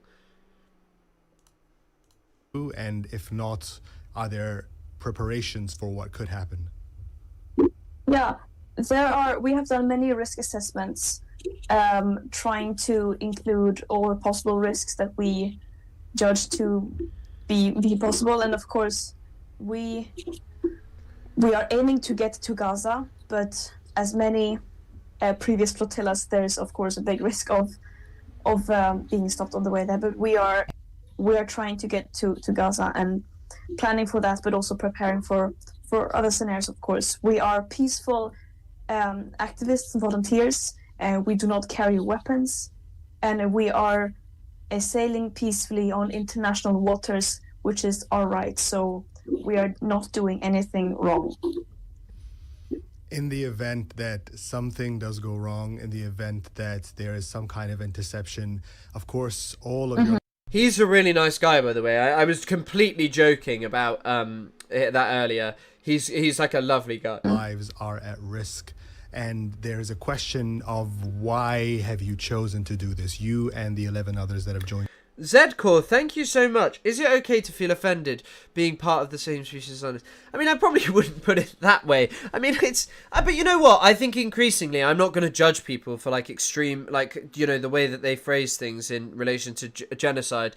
As long as you're just not being anti-Semitic and, like, holding problematic views about, like, all Jewish people. Like, the truth is we have watched live stream genocide. It is difficult to moderate your views and beliefs, and I'm not surprised that a lot of people have had strong reactions. Of course, where it crosses the line into anti-Semitism is problematic, but you know, at the same time, like, you know, there are literally people who are laughing at the extermination of Palestinians, and I think truthfully I would probably say, like, you know what, they are the same species of us. Like, they are the same species. Categorically, these people are the same species, and I think we should appreciate that, but at the same time, I'm not just going to tone police you on the basis of that comment, because what you see is difficult to see.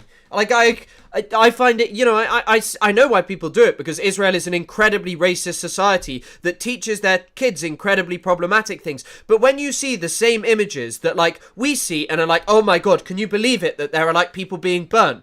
Every time one of those images is posted on the internet, they are also posted in an Israeli group where the Israelis are, like, reacting to them with thumbs up, with like awesome emojis and stuff. But yeah,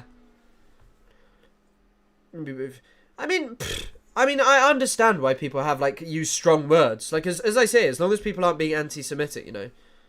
And thank you very much for the donation. I think governments are so slow to do anything about it because Palestinians have nothing of trade value to offer them compared to the other states, but their lives there.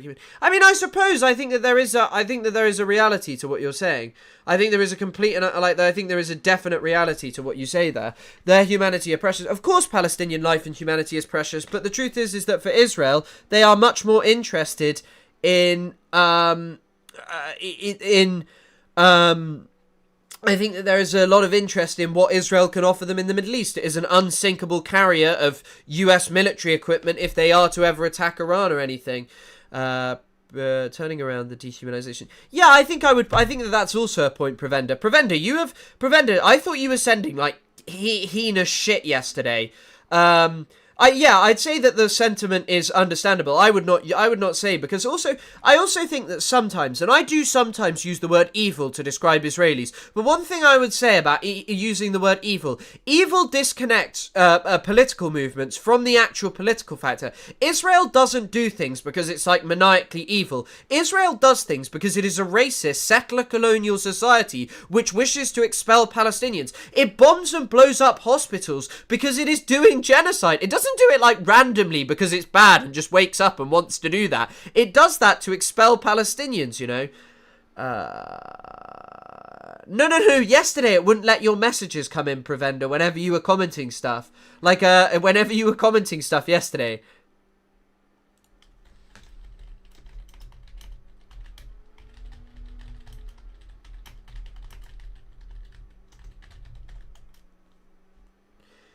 Yeah, Prevender. Sorry. I didn't see you manage to send any messages yesterday at all. I didn't see you manage to send a single message yesterday because they were all removed. But yeah, Andrew Carroll, just back to your comment. I totally agree with what you're saying. I totally agree with what you're saying. I think the truth is that supporting the Palestinian cause undermines a lot of money that is tied up in Israel. All of these things that the West have, like, spent their time, cultivating, something that is important for what happens in the Middle East. I think that that's kind of the truth, you know. I think that that's the thing. That Israel is useful, whereas supporting the Palestinian cause and Palestinian liberation costs money, it costs business deals, and so people are not interested in it at the highest levels. Thank you so much. Yeah, I mean, we cannot just sit by and allow this to happen. We are watching, all of us on our phones are watching a genocide happening, following decades and decades of systematic oppression, ethnic cleansing, occupation, and we are just human beings very concerned about what's happening and do not accept what is going on. So therefore we have promised ourselves and we have promised the Palestinian people to do everything we can. And if this is something that we can do, for example, for me personally, if I, for example, have a platform or something, then I have to use that. In times of injustice, we all have a responsibility to do something. YouTube censorship is going to be a bitch when fascism grows up a bit. The Gestapo would have loved this current surveillance state. I mean, I guess the sense of like one of the worrying things is that if there ever is like an incredibly fascistic government to the level of the Nazis, like to the actual levels of the willingness to like go and like get anyone who is a political opponent and throw them in a camp, kill them, torture them, do whatever. If they do that, and if that occurs again, the weapons, the like fact that we have phones that are connected to the internet is terrifying. Yeah, and by the way, on all the topic of what you're all saying about Greta, I do agree with you. Greta is a really great human being who is doing great things and using her platform in a powerful and a meaningful way, and that's a really great thing. Like shout out to her, and I think it's very brave. And I saw Ethan Klein, of course, was like, Hassan won't put his money where his mouth is. I mean, I was talking to someone about this. First of all, Hassan's full-time job is being a fucking streamer. He streams all the time. I'll see if I can find it.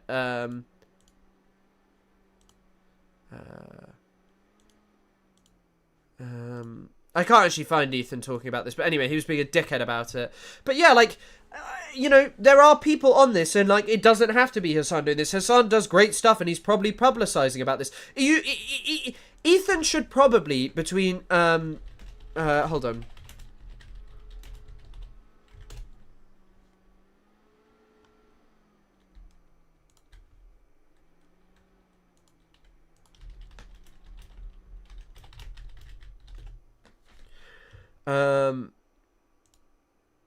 Let's see if I can find it. I can't find it. Oh, here you go. I'm being an idiot. Here you go. Say what you will about Greta, but this is what true grit looks like. It's so obvious that Hassan is only in it to enrich himself. I feel sorry for all the fools that fall for it. Thank you for the Twitch Prime. I mean, like, what does this even mean? Like, what does this even mean? Like, why are you saying this shit? Like, first of all, like, why do you say this? Like, why do you say this? It's just outrageous. And, like, Ethan hasn't spoken about the fact that Israel is, you know, currently today has, like, killed 30 plus AIDS seekers, which we haven't even got onto today, by the way. But also, just, like, posting about this and, like, posting nothing about... He also, by the way, like, let's just read the statement. So this is true grit, right? So surely you must admit that Israel is, like, mass targeting aid workers, all of these things. So, like, why are you not talking about that? That, like, hey, it's really fucking risky that, you know, to go and do this because Israel likes killing innocent people who try and stop genocide. Like, why not talk about that and post, like, hey, I love this freedom flotilla. The only time he can post about anything is when he can use it to condemn Hassan or claim that he and his wife are the biggest victims in the fucking world.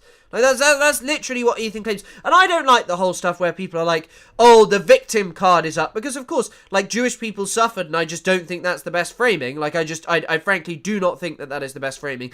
However, like, what I will say is, like, when Zionists portray themselves as, like, victims of everything, whilst they are the ones carrying out a genocide, I won't accept it. I won't accept it, because, like, this is what Ethan posts about. Like, he doesn't post about what's happening in Palestine. Oh, Revolutionary Pod, thank you again. Wait, what? Caroline Levitt is 20... Is she?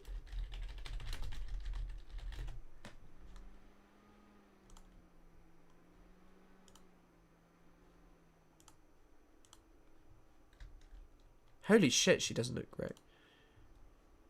I mean, saying this, I'm 24, and, so soon I'll be her age. She's actually my Republican queen. I can change her. But yeah, like, I mean, what actually are... Let's just go through Ethan's stories today. Right, so, so Israel has killed 102 aid workers in 8 days. Let's check Ethan's stories. Say what you will about Greta, but this is true. We just saw that one. Would somebody ask Hassan and Fantano why they are a fan of this guy? Like, some Twitter account belonging to this guy who's like an ASAP Rocky stan. Being happy that someone is banned. Science education and great thinker. Someone posting... I don't actually agree with this take. I don't agree with this take that Mossad did 9/11. Apparently one of the burn victims is a Holocaust survivor. Okay, terrible, horrible news. He posts that twice. His Vape Nation thing. He posts... You can actually tell when I'm having a terrible day God, that's because I will not shut up on Twitter. I will not fucking shut up. I will tweet the stupidest shit. That's how you can tell I'm having a bad day. Right, I can't listen to that because it's got music on. Anissa said I should be robbed for wearing a Rolex. Like, he is literally this guy, like, the staunch advocate for Palestine. The most he can do for Palestine is tweet about his petty personal beefs instead of the country, who he is proud as of his wife for having served in. For having served in that army, by the way. He is proud of his wife for having done that. The most thing he can do is just post about other people instead of that Israel has killed at least 102 people in 8 days. But most likely, a lot bigger. A lot bigger. Oh, apparently there's been an attack in Tel Aviv. Allegedly. No, in Lod. In Lod, sorry.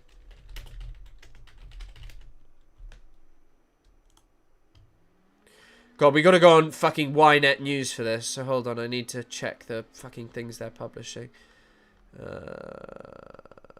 So yeah, sorry, I'm kind of flitting around. 3 wounded in moderate to serious condition in Lodz shooting. Mad. This is a reminder to like the stream. Thank you, Treasure Trove. You've given so much today. No, shooting in Lod, which is in Israel, which is in 48 Palestine. I'll stop saying Israel proper. We are trying to do that and step up when our governments are failing to step up, and on the contrary, are complicit and are supporting and enabling this genocide to go on. Gaza has been without food since early March, without medical supplies, without... Like, also, by the way, like, Ethan claims to be a staunch advocate. Where is the noise that he is making, like, about this? Like, this has been 3 months, and what has Ethan done about this? Like, what has Ethan done about this? Basic. No. Like an actual on the ground shooting. Hold on, I'll see if there's much more news about it. It's like an actual shooting, so someone has carried out a shooting. There's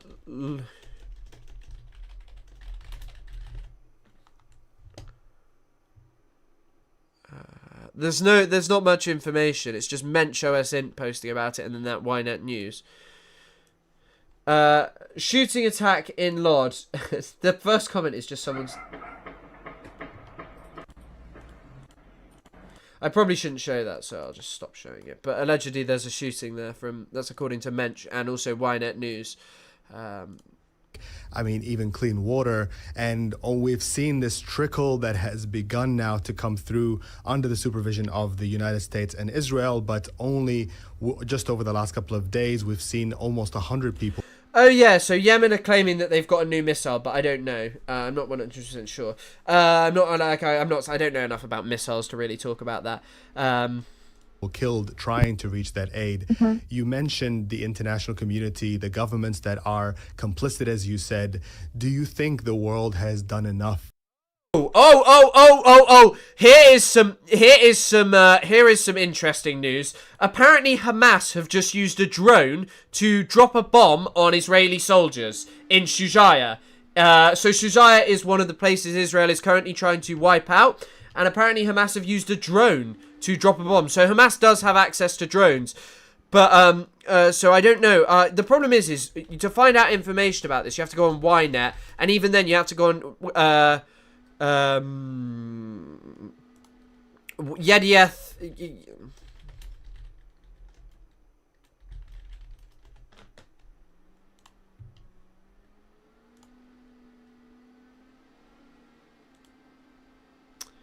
Why won't it let me translate Ynet? Hold on. Yeah, there we go. I'm just seeing if there's any information about this. No, there's no info. There's very limited information. There's very limited information. I mean, it's not... Hamas have access to, like, repurposed drones that they can use against Israel. So, like, they don't think they have all that many, but, like, that is a thing that happens. And I mean, I get, once again, I will say, like, I'm not, like, here ardently supporting Hamas, but, like, at the same time, like, Israel is doing genocide. Like, Israel is genuinely doing genocide against the Palestinian people. And I think that, like, that being, people standing up to that, Israel has no plans beyond genocide and ethnic cleansing. I do not think there is anything morally disagreeable with saying, hey, it is good for people to prevent that. Yeah, you're right. I was looking for the thing is, yeah. They have used them since October. Absolutely not. It is shameful that every single day the international community and the world just straight up betrayals the Palestinians.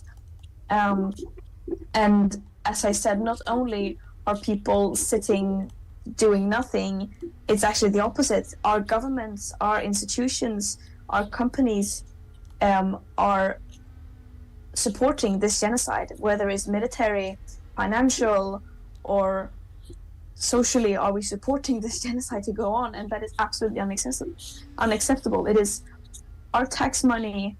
It is our... Is a plane taken off? Yeah, my PC, it's taken off. Our media... It's going crazy over the previous news.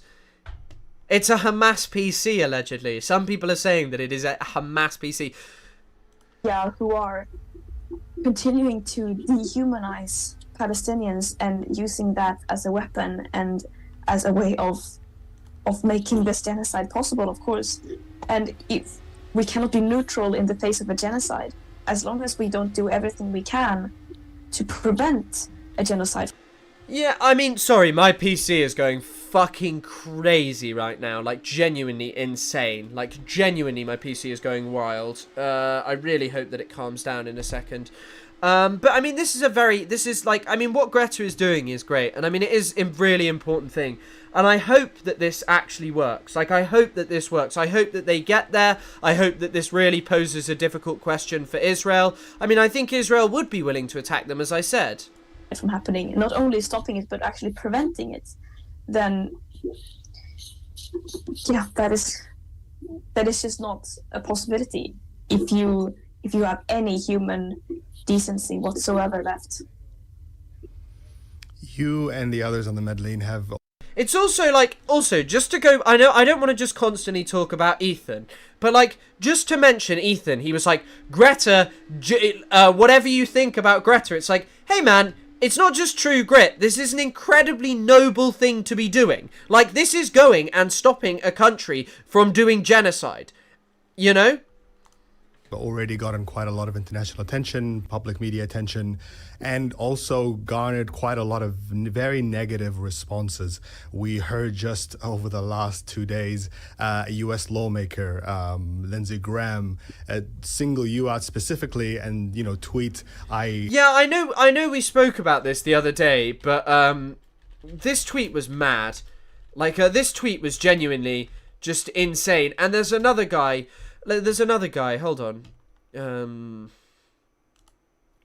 So this is just someone posting it, but it is correct. I know it is. Actually, I think this account's a bit dodgy, so...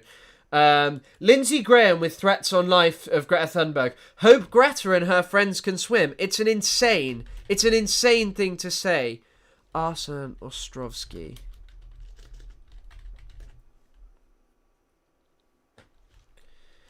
This, like, literally, hold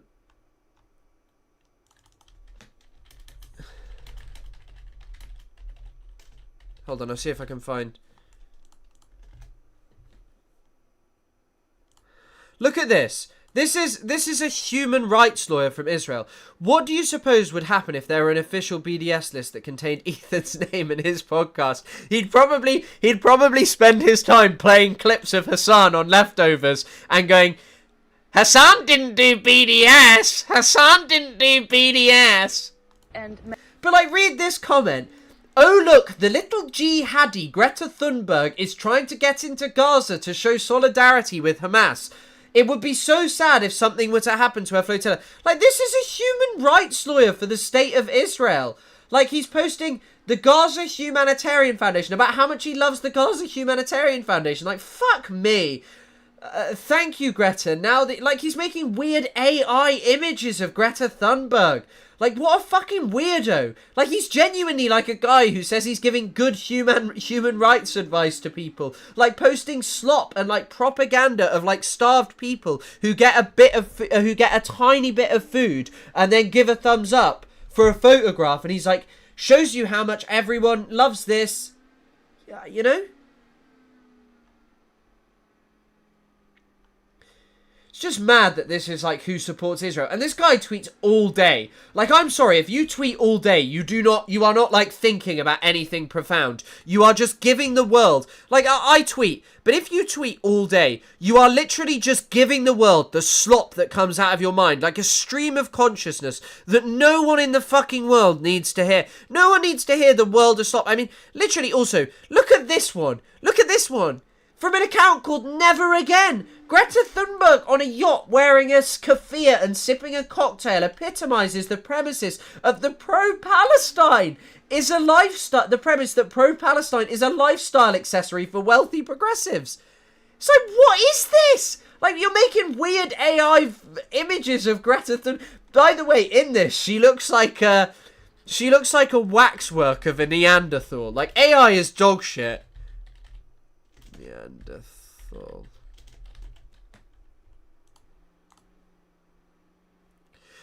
Because of like how weird it is, I can't even find a good one, but it looks like a weird waxwork of like like AI cannot generate normal human beings. It's so fucking strange. And she's got no thumbs.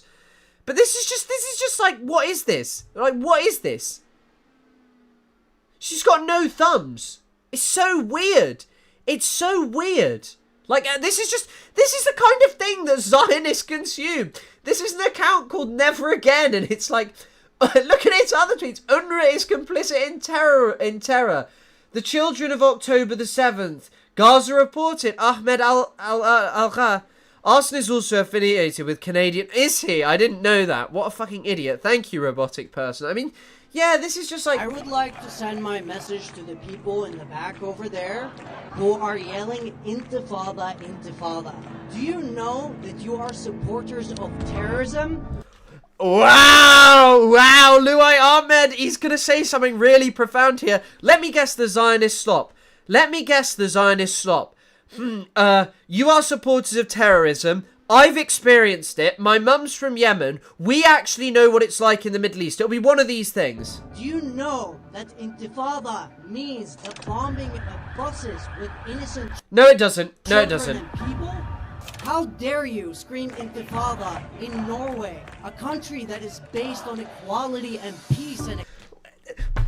The Intifada is literally like, sorry, I just pulled this guy up because he's an idiot. The Intifada is like based on a demand for freedom and equality between human beings. Like literally, the Intifada is 100% based on that. Say whatever you want, but this guy is an idiot. Like, this guy is an idiot. They are lying to you because it is a scary Arab word. Like, that is exactly what it is, Mojamil. Thank you for that. This is literally what this means. They literally highlight this for one reason and one reason exclusively. It is Arab and it scares people. The second Intifada was militarized, but the Israeli approach to the first Intifada is what led to that militarization. There was a clear thing of like non-violent resistance was rejected because it was meant by like horrendous violence. It was met by horrendous violence by Israel. Israel undeniably committed far greater violence. I've never heard of the Shabnei Intifada. Is that I know about the Kurdish Intifada, and there are many other Intifadas. People refer to the... Oh, so this would have probably included the Kurdish Intifada. Yes. This is just someone mentioned this. People would refer to this as... The word Intifada has probably been effaced from it intentionally, because Intifada means like sometimes militant, sometimes non-violent and stuff. My sister dated a Muslim man, and my family called him a terrorist. He was lovely to her, and after she passed, I had to apologise to my family. I'm sorry to hear about your sister, but yeah, I mean, people should do better. This is the kind of like... this is the kind of bigotry that like is just... I don't know, this is the kind of bigotry that dominates. This is the kind of bigotry that dominates, and this guy spreads it. This guy's not like some profound good activist. Yes. This is not the 1930s anymore. The Jewish people have a state. He also looks like a dickhead. They have an army. They protect themselves, and they will continue to protect themselves. And that is why they are angry. They don't want the Jewish people to protect themselves. They don't want the Jewish people to have self-determination and rights and respect and love. Like, literally, this is just... I mean, this is what I mean. Like, I'm going to leave it there, because it's just slop. It's just slop. It is totally incongruent with any reality that is going on in Palestine. It is totally incongruent with literally any reality that is going on in Palestine. Like, it's just saying things. It's just saying words. It is just saying things. Hope that Greta and her friends can swim. When you He does look like a dickhead, by the way. He looks like an complete and utter dickhead. He looks like a complete dickhead. He dresses terribly. He's an idiot. You hear things. He's an idiot. He's an idiot. Like that, and when that comes across your radar, how does that make you feel? Well, it is slop. It is slop. Luckily, I don't have access to social media here, so I don't get to see all that hate. But no, it is very absurd that in times of genocide, policymakers who are complicit in this genocide are using this opportunity and to spend their energy to try to mock people who are at least trying to do something. I think that says about everything we need to know about their priorities right now. And there are few people, few public figures that I think garner as much anger from specific sectors of society that you seem to, Greta. And people ask you, and I've seen a lot of people level this accusation at you. You know, you came to the fore as a climate activist calling for action on environmental issues. Why are you so... Another day, could you do something on NATO enlargement? I don't know enough about that, to be honest. I don't know enough about that. It's never been my area of expertise. I will research it at some point, but yeah. Sorry, this is who that guy is. He's Louai Ahmed. So he's a critic of radical Islam and anti-Semitism in Islam. So he's gay, following his mother's activism, blah, blah, blah, blah, blah. He's just like a twat. He's just like a dickhead. During the war, Ahmed visits Israel, and his impressions of his visit to which, according to him, the fact Muslims are not allowed to is actually apartheid. Wow! Look how profound this guy is! Apparently it's apartheid when non-Muslims are allowed to not enter the Al-Aqsa Mosque, even though Israel openly wants to destroy it and regularly prevents Palestinians from entering it. And also, isn't it just, and it's also within the Jewish faith that Jewish people are not allowed to enter it, right? Jewish people are not technically meant to enter the Al-Aqsa Mosque. But you can see he's like a very, very, very clever man. A very clever top man.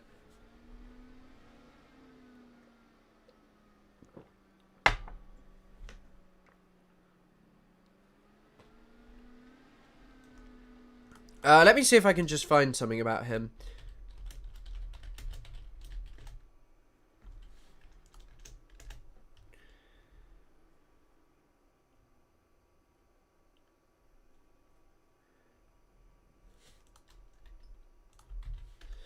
But like, he's like the perfect guy, you know. He's like, oh, I'm gay, I'm pro-Israel, I'm from Yemen. Literally just a perfect token to say literally anything. I mean, here you go. I was just looking for it. This. Here he is.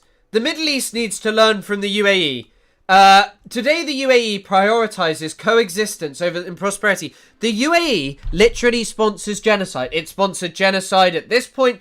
Like, this is just rubbish. Like, these people... And by the way, someone like this would go, oh, well, you know, you're white. How dare you talk to me like this? I actually know more about the Middle East than you. And it's like, okay, my whiteness is not a limiting factor. I can well move beyond it if I'm willing to learn and appreciate different things.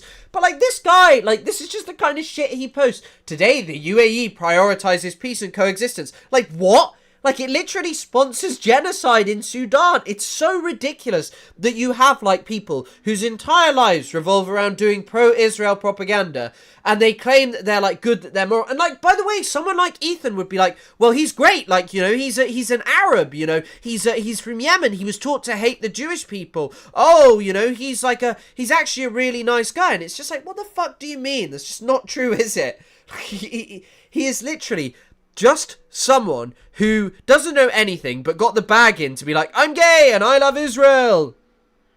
And yeah, like, the UAE brought misery to millions of people's lives in the Middle East, and yet, you know, this guy's the guy we should be listening to. Sorry, I'll see how much longer is left of this. We're taking ages to get through this. Sorry, I will let it play. So concerned with the Palestinian cause?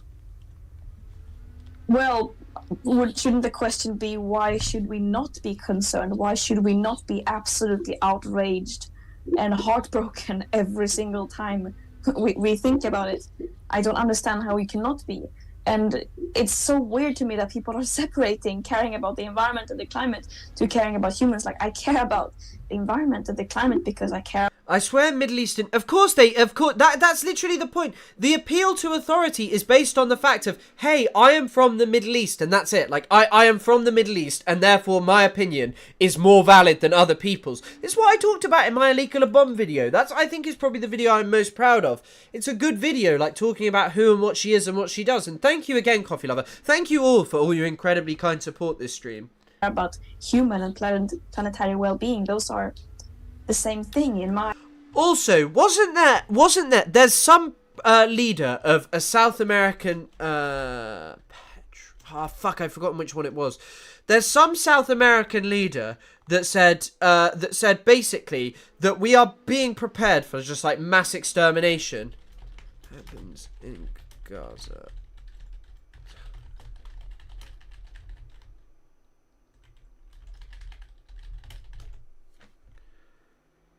Does anyone know what I'm talking about? Does anyone know what I'm talking about? One of the leaders, I think in South America or Latin America, said that like what is happening there is will prepare us for like what will happen around the rest of the world, like during the climate crisis and stuff. I for some reason just cannot think of his fucking name.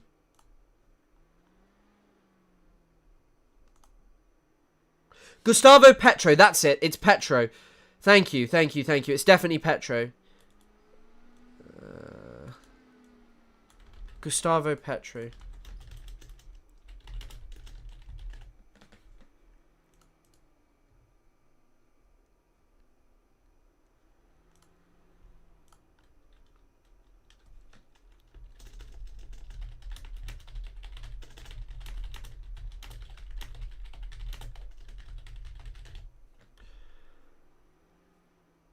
Here you go. This is what I was looking for. What we see... So, this is Petro talking about this. I was really looking for this. Thank you for reminding me. What we see in Gaza is the rehearsal of the future. Colombian president at UN says, I saw the RN... Thank you, robotic person. Yeah, I mean, that's the first base thing that Canada's been doing in a while, isn't it? So shout out to them. And the UK should do the same. We're literally ignoring them. No, it's definitely not El Salvador, Mr. Nevo. Mr. Nemo. But yeah, so Petro compares genocide of Palestinians to what awaits. Literally, I mean, this. I don't know if Greta will talk about this, but this is a key point. I think Petro is fucking right that like what is happening in Gaza is a precedent for the extermination of people that is going to happen. This is what has happened. Genocide and barbaric acts unleashed against the Palestinian people is what awaits those who are fleeing the south because of the climate crisis. Anti-immigration behaviours of rich countries will be responded to with a lot of violence, with barbarism itself. What we see in Gaza is a rehearsal for the future. I think there's merit to this statement. In my view, we are standing up for justice and for sustainability, for liberation for everyone. There can be no climate justice without social justice. We cannot pretend to care about the future of humankind and how our children will be affected in the future. Our, like, for example, in the case of Sweden, like, we cannot pretend to care about how our white privileged children will be impacted of climate change in the future when we are ignoring the suffering of marginalized people today. That is just an extremely racist way of seeing the world. And finally, Greta, I know that a big part of what this flotilla is about is less about sending what little aid that you can carry on a boat to Gaza, but more about sending a message to the international community. And I wonder what that... She is right, and I think there's also a question that extends beyond, like what would Gaza's future have been with climate change in Gaza? Like, what would it have been? Like, there was extreme... there was already probably warming in the Gaza Strip because the rest of the Middle East is. But it's very clear that, like, as time goes on, if people had just been forced and, say, October the 7th happened, you are talking... I know that this is a counterfactual, but say... If October the 7th hadn't happened, climate change is a big risk for places in the Middle East. And here's the ICRC talking about it. On the front lines of climate change. This is prior to October the 7th. So it says, climate change is everywhere. Fatih can't get a night to Gaza coast. He has witnessed the edge of the Mediterranean getting closer and closer to his doorstep. Climate change also affects the life of Hussam, a Gazan farmer who has had to find innovative ways to protect his strawberries from unprecedented downpours of rain. Like, Gaza was already going to be struggling with climate change prior to October the 7th. There are serious questions about keeping people in a situation like that. That message is on behalf of you and the others on the Medellin.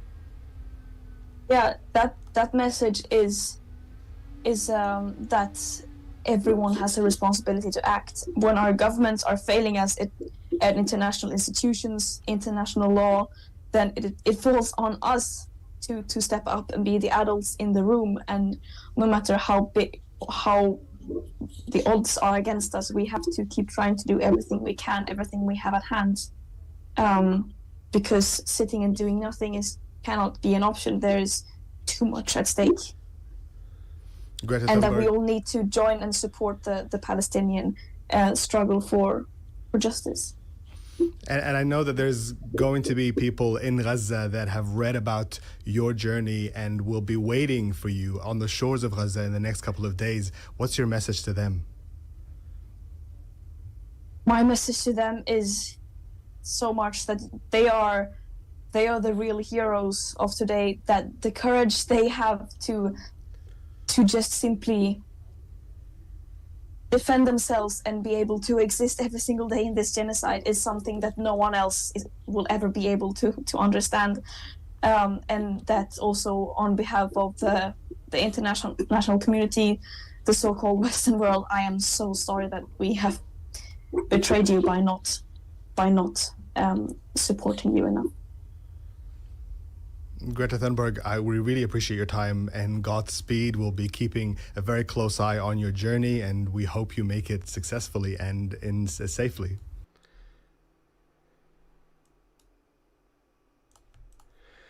Yeah, I mean, I saw someone just asked it. I saw someone just ask it. Do you think it'll be a major international headline? It'll be a major international headline, but how long will it last? The truth is we've seen so many headlines. But it's, it's like, what is the actual impact of them? What is the actual impact of them?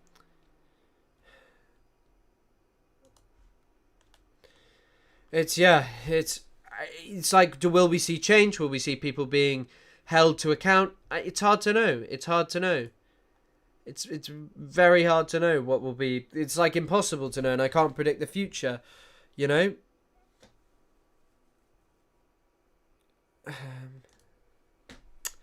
Yeah. Right. I guess we're going to move on to the final section of this, for which I'm going to take my headset off, and I'm quickly going to go pee. So I'll be like a minute or two.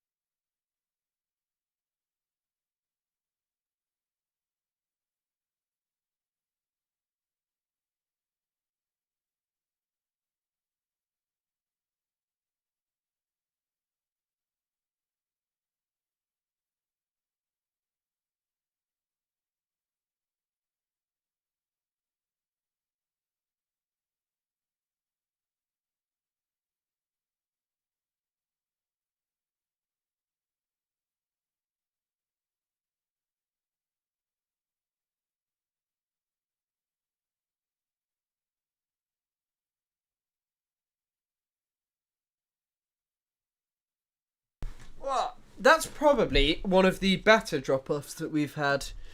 Oh, no, I fucked up. Oh my god, right, I want this. There we go, here we go. We bring the boom. That's allegedly what we do.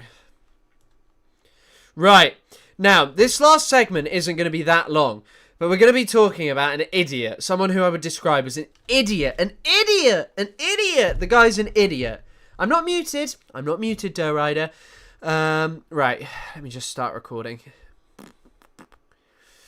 We are going to be talking about the awesome character that is Traveling Israel. Traveling Israel is an utter weirdo. He lives in Israel, so that's already a key indication that he's not a very great character. Oh shit, I've just accidentally gone off my stream. Hold on 1 second, I've just got to faff around.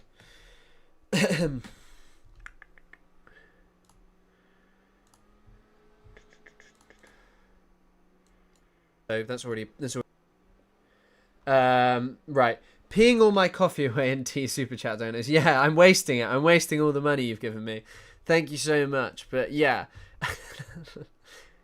Right. Headlines from Gaza. So Traveling Israel is like he is I don't even know really who he is. He's just someone who runs a tour guide company in Israel, which is already quite a dodgy career.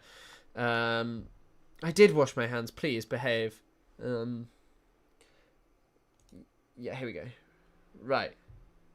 Another day, another round of dramatic headlines from Gaza. Let's take a look. The Guardian. Dozens of Palestinians killed after Israeli forces opened fire near aid delivery point. Al Jazeera. Absolute carnage after mass shooting at Israel's aid site in Gaza. CNN. Dozen shot dead and injured near Gaza aid hub. Another day of blood, another day of lies.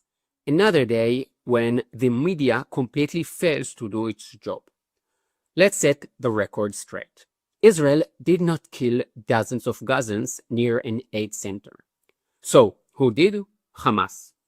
Yes, Hamas, the rulers of Gaza, the ones the media somehow always forget to question. Throughout this war, Israel has been transferring humanitarian aid into Gaza. That, in itself, is unprecedented. Tell me, in what other war has a country supplied humanitarian aid to its enemy? But Hamas hijacked that aid. They didn't... Right. So, quite a lot to talk about here. First of all, thank you very much, Pretty Big Oof, for the donation. And I'm glad to hear you enjoyed the 100 Years War in Palestine. I just recommended Khalidi generally. I really like things like Brokers of Deceit, and I've read a couple of other shorter pieces by Khalidi, and I really like him. I think he's very accessible. I think you're right. But, right, now... So, as you saw in that video, he claimed that the media has lied. You know, the media, notoriously pro-Palestine. The only problem... He lied. So this guy who prides himself on ostensibly telling the truth, on being this guy who's willing to say all of the things that the pro-Pallies aren't willing to say, well, that video he showed is indeed from the official IOF Twitter account. Here it is. So the IOF claimed, drone footage shows gunmen in Gaza shooting at civilians going to collect aid. Hamas is doing everything in its power to prevent the successful distribution of food. The major problem? That's not Hamas. And why would Israel allow these people to be doing that? Why Israel would not allow Hamas members that it had drone footage of, because if it was using drones, it would shoot them. So why were they there? Why were those things there? But when we have a little look down here, hang on a second, that's not the place that he's talking about. So where he is talking about is on Sunday, there was a massacre near Rafah in Gaza. In Rafah. So there are a lot of people who are estimating a higher number. But basically, this was on a roundabout, which is, where's the roundabout? Hold on.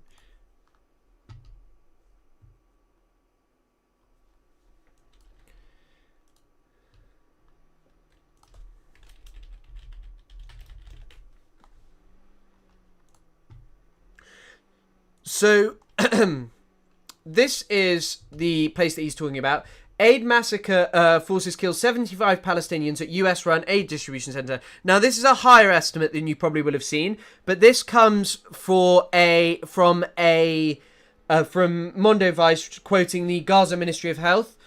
But basically what they're talking about is how Palestinians were massacred. All the Palestinian eyewitness reports point to Israel having done this, but who knows better? Traveling Israel, the truth teller, the real awesome, clever truth teller. The director of the hospitals, they talk about what's going on there, people being shot. And one of the other really important points to note is the Israeli army denied that any soldiers had fired at civilians in the center, regarding the allegations as false reports. The Gaza Humanitarian Foundation also denied the reports as completely false and fabricated, publishing CCTV footage of aid distribution in Rafah as an apparent proof that the day had gone without incident. Well, there are some slight interesting points about this. Now, when you look into this, here we go.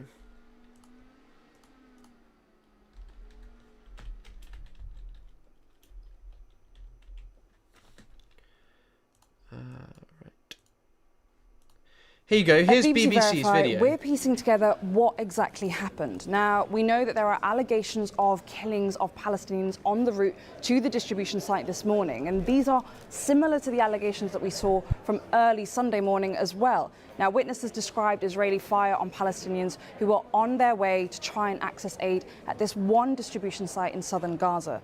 Doctors at local hospitals have described treating gunshot wounds. Now, the descriptions are similar from both Sunday morning and this morning in terms of what they're treating. And local health officials, including the Hamas-run Civil Defense Agency, have said multiple Palestinians have been killed, with many more injured. Now, the Israeli army have said they fired warning shots on suspects who they say deviated from the agreed route approximately half a kilometre from the site, and then they said they fired additional shots. Now, there is one aid distribution site run by the Gaza Humanitarian Foundation that was open over the past few days, and it's one of 4 that was set up in the Strip. But there's clear...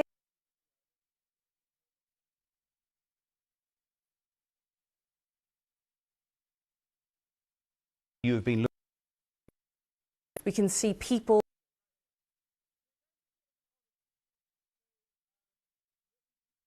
Sorry, I've muted myself. That wasn't actually the video I wanted. It's fine. It's fine.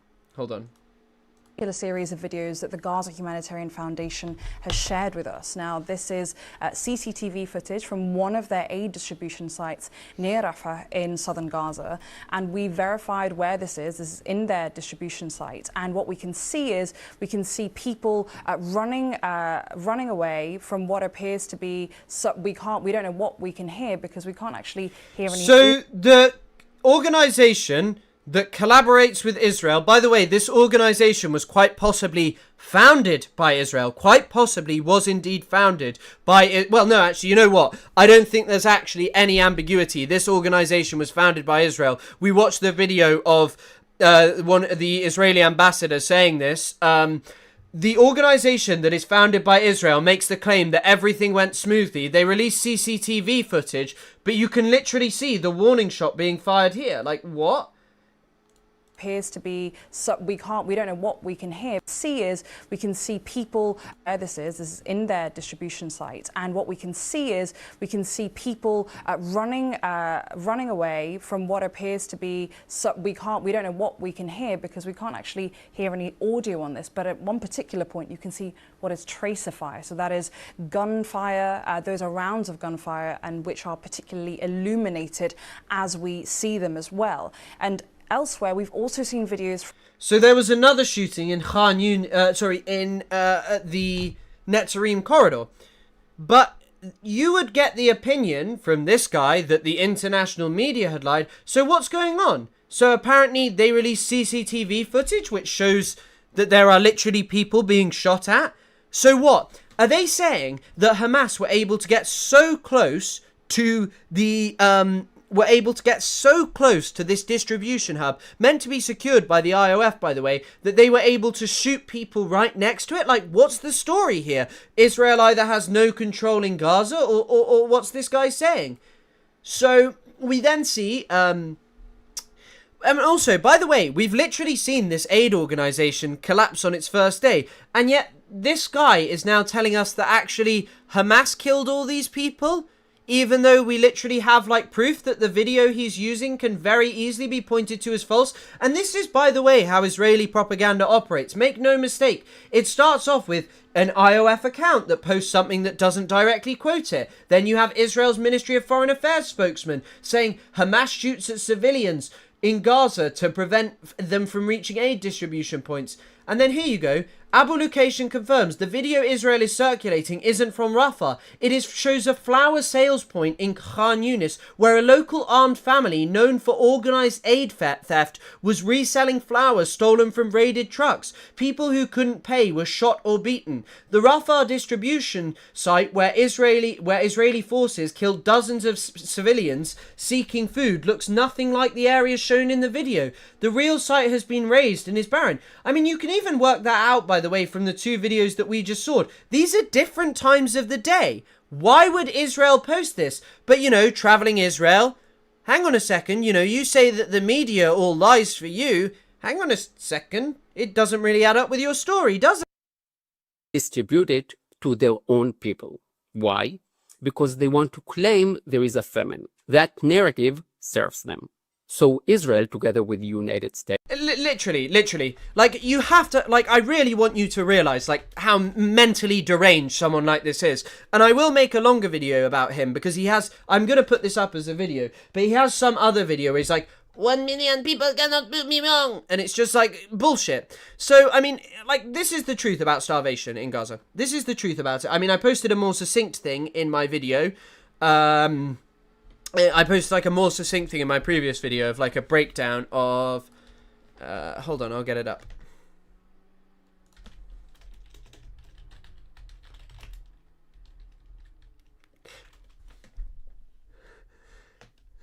Sorry, this is unrelated to the video, but I've just seen someone on Twitter refer to Jadon Sancho as the Shamima Begum of the Premier League.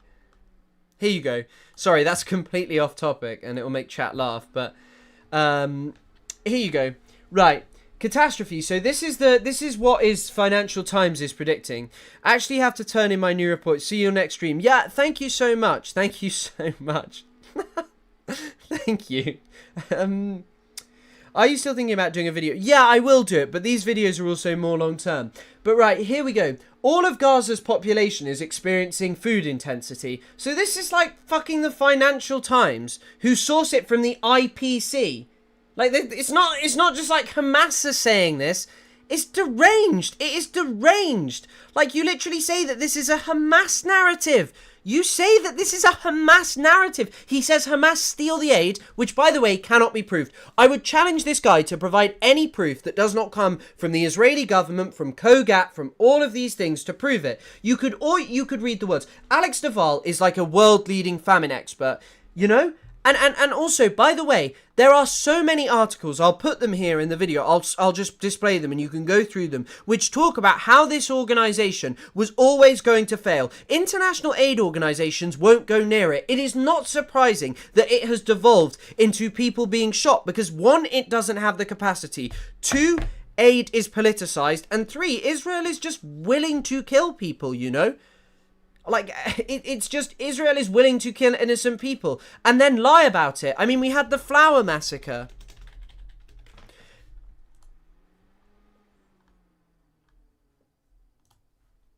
So the flower massacre, Israel said that fewer than 10 casualties directly resulted from Israeli fire. The IOF attributed many casualties to chaos and stampedes triggered by the arrival of aid trucks in northern Gaza, leading to numerous injuries. An IOF spokesperson said that the army did not fire at the crowd at the head of the main convoy, but fired at the tail of the convoy hundreds of yards south. The spokesman described them as rushing towards trucks. There we go. Trucks, and then approaching Israeli troops and a tank securing the road. The IOF spokesman, Lerner, the tanks that were there to secure the convoy see the Gazans being trampled, cautiously tries to disperse the mob with a few warning shots. And then the Palestinian Human Rights Organization says something very different. According to initial information obtained by our field researchers, approximately 4 a.m., Israeli tank snipers stationed southwest of Gaza City opened heavy fire on thousands of Palestinians who were desperately waiting for hours for aid convoys to arrive. The intense shooting by the IOF, which continued for approximately an hour and a half, coincided with the arrival of aid trucks. CNN called the massacre the deadliest mass casualty event to have taken place in the Gaza Strip following Israel's operation that cast doubt on Israel's version of events. The investigation collected dozens of testimonies and videos from several eyewitnesses, including some who had travelled from other parts of Gaza in order to bring their families something to eat. When the aid convoy passed through an Israeli checkpoint, survivors said that Israeli forces began opening fire on the crowds that had gathered to reach the aid. Multiple people said that if they did not die from bullets, they would have died from hunger instead. Israel said the aid convoy started crossing into the northern part of the Gaza Strip by its tanks at 4:29 a.m. and that a minute later Israeli troops fired warning shots toward the direction of the east to disperse the crowds, and later what it described as suspects who it was claimed posed a threat. The Israeli military said that it fired more warning shots at 4:55 a.m. However, evidence collected by CNN and reviewed by forensic experts indicated that automatic gunfire began 7 minutes before 4:29 a.m. So why did Israel lie? Why did Israel lie? If Israel has a concrete narrative that should be backed up by the obscene amount of surveillance equipment that they possess, why did they lie? Why did they lie about this? Why did they lie about this? Like, why is that the case? And why did they post a fake video that you then published in your video that you said was, clear? States tried something different. Instead of handing aid to Hamas, they began distributing it directly to civilians. Hamas didn't like that. Also, this is just like, look, he's posting more of this. This is just a straight up lie. This guy is a liar. This is a straight up lie. He is completely just making things up. Like, this is to be an Israeli propagandist. Every day I could just put out videos where I'm like, the media is lying about Israel, and it's just like, you can just lie. You can just say shite like this. You can say utter dog shit. You can justify extermination of Palestinians. You can say over and over again, oh, the Palestinians, it was actually Hamas who did the shooting without any proof. It's just ridiculous. It's just ridiculous, isn't it? Like, this is the world in which Zionist propaganda operates. Say anything you want. So what did they do? They sent guns. And by the way, once again, no serious aid organization will go anywhere near this because the aid is politicized. It was set up by Israel in collaboration with America. Initially, there were plans for expulsion. There is very clearly no aid distribution hub in northern Gaza because they want to expel Palestinians. Armed Hamas operatives opened fire on Gazans who came to receive food. The videos are clear. The evidence. The videos are clear. They're not the same. They're not real videos, man. They're not videos depicting the same thing. Like, surely even like a basic thought going through this man's brain would have said, hey, hang on a second. Why are these videos clearly in the middle of the day when this happened at 5 a.m. in the morning? Evidence is there. And then, as usual, Hamas blamed Israel. And the international media repeated it like obedient parrots. This isn't a one-time mistake. It's a method, a strategy, a propaganda machine. This is how Hamas operates. Kill, lie. And then it happened a day later. Like, this guy is just there, like, just lying. Like, he just lies and he goes, well, this didn't happen. And then today it happens again. So what, Hamas did another shooting today? Well, no, Israel has now admitted already that they fired warning shots, but loads of people seem to die. Blame Israel and let the headlines do the rest. Here is the proof. Have you ever seen a journalist in Gaza criticize Hamas? Really? I mean, this part is also really depraved. There are people who criticize Hamas there, but like, he goes, here is the proof, and then doesn't actually give you any proof. Think about it. There have been millions of articles about this war.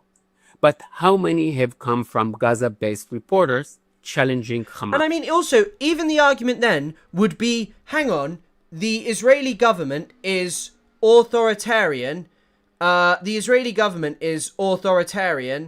And sorry, not the Israeli government, Hamas is authoritarian and they would probably prevent people from speaking out. But even then, I think there are people who speak out, who criticize Hamas. But I think that the truth is that a lot of people there are much more focused on the fact of how they are being exterminated.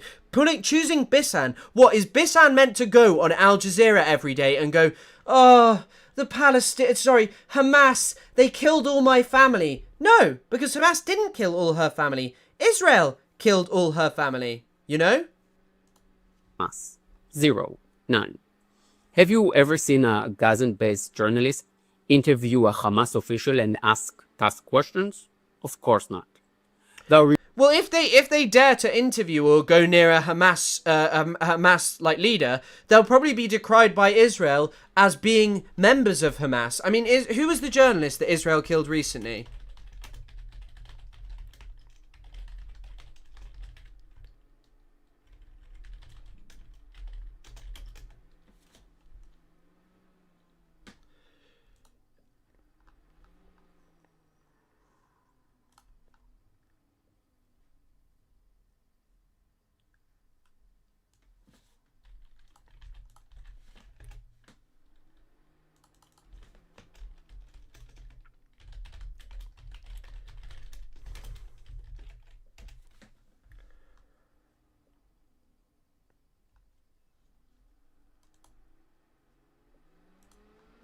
God, I'm having to go on the IOF website and look up senior terrorist disguises himself as...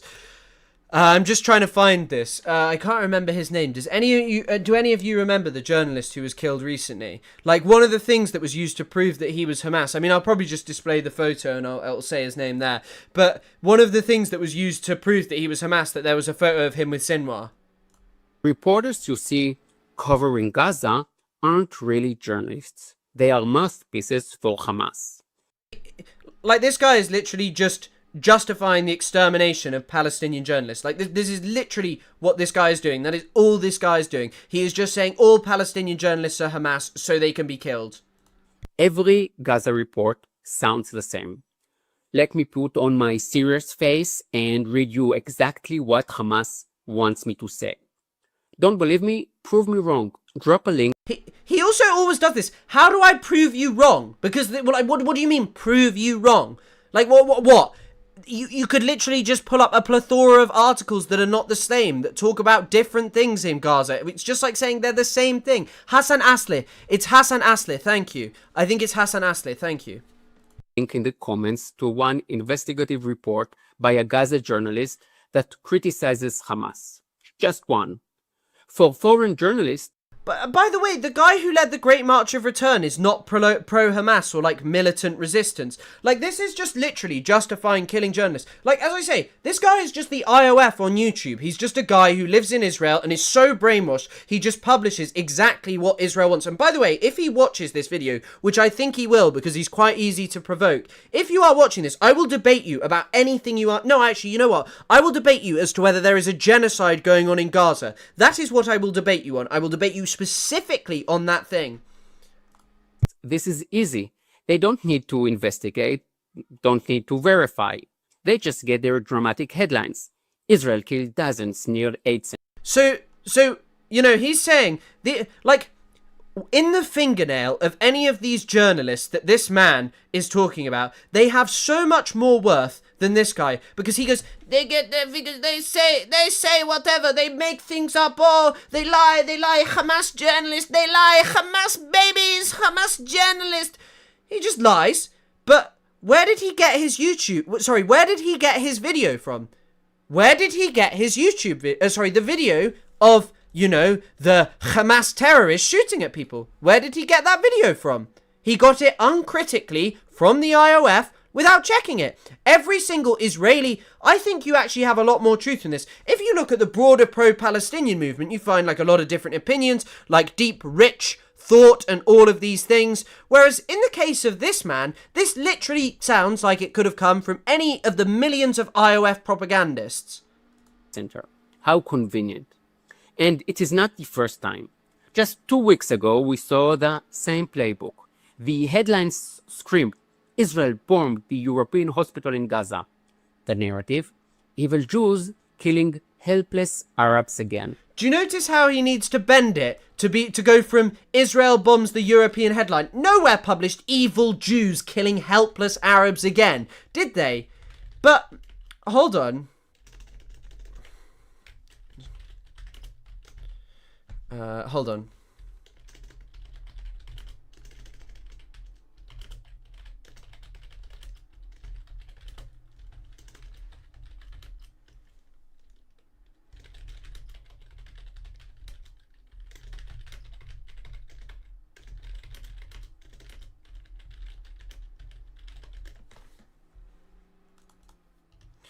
Once again, here you go. Oh, sorry, my bloody hell, my PC. Here you go. Gaza hospital strike. Analysis contradicts Israel's evidence justifying it. So they said the European hospital because it was home to an underground Hamas base, but expert analysis cast doubt. This was an attack on the European hospital. I mean, I won't just play the full video, but there is stuff here which shows you.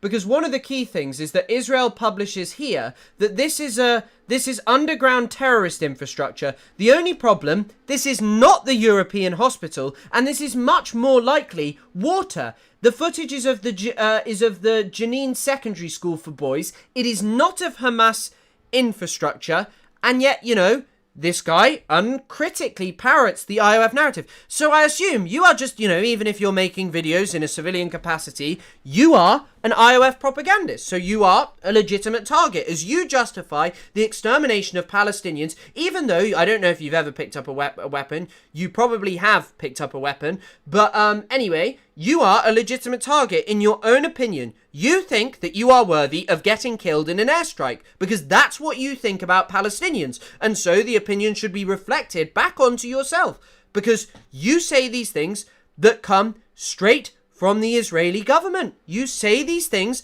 that are not proof, that are not good, that are not well sourced. You parrot the narrative of Israel and its government and you give that out uncritically and you expect people to believe it. Because you think that Israel's opinion is worth something. It's not worth shit. The people who lie constantly have no worth. The truth? Israel eliminated Muhammad Sinwar, the Hamas commander in Gaza, and another senior operator. Now, this is also an interesting topic. Netanyahu says that Mohammed Sinwar was killed, but I don't know if the IOF says it. I don't know if the IOF says it. I don't know if Netanyahu says it. Oh no, the IOF have apparently confirmed it now. Yeah, apparently the IOF have confirmed it, so this is less oh my god. Trying to show a Times of Israel article. My PC! Oh god! Oh god, right, that's being closed. That's being closed.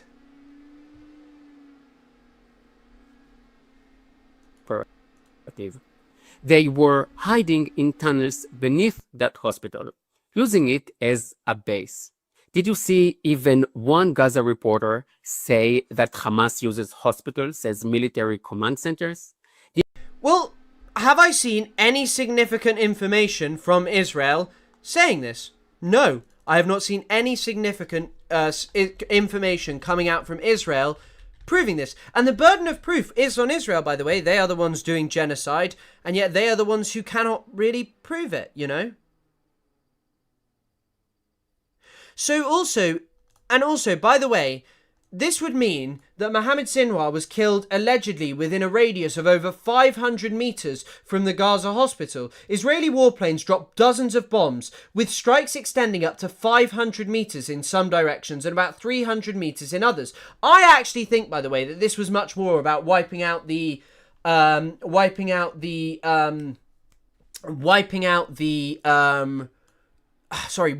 European hospital than even killing Mohammed Sinwar. Did you see a single journalist object to Hamas using civilians as human shields?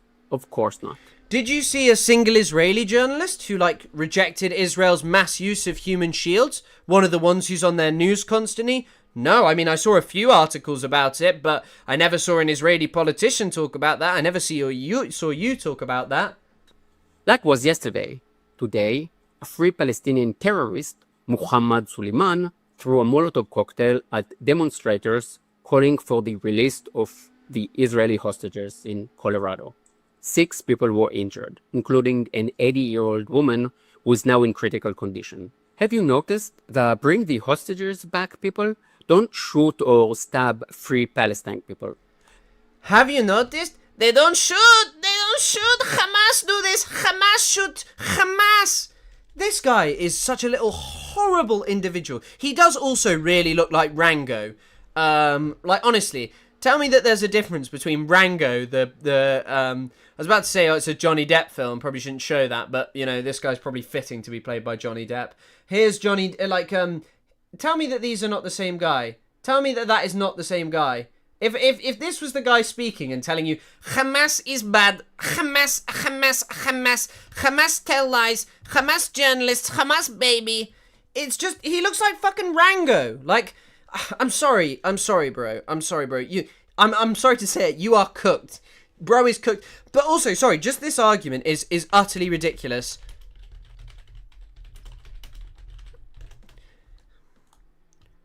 You know, the pro-Israel people, they stab 6-year-old boys. They stab 6-year-old boys. They stab 6-year-old boys. This is what the pro-Israel people do to the Free Palestine. Actually, it's not even what they do to the Free Palestine people. It's what they do to 6-year-old children who are just Palestinian.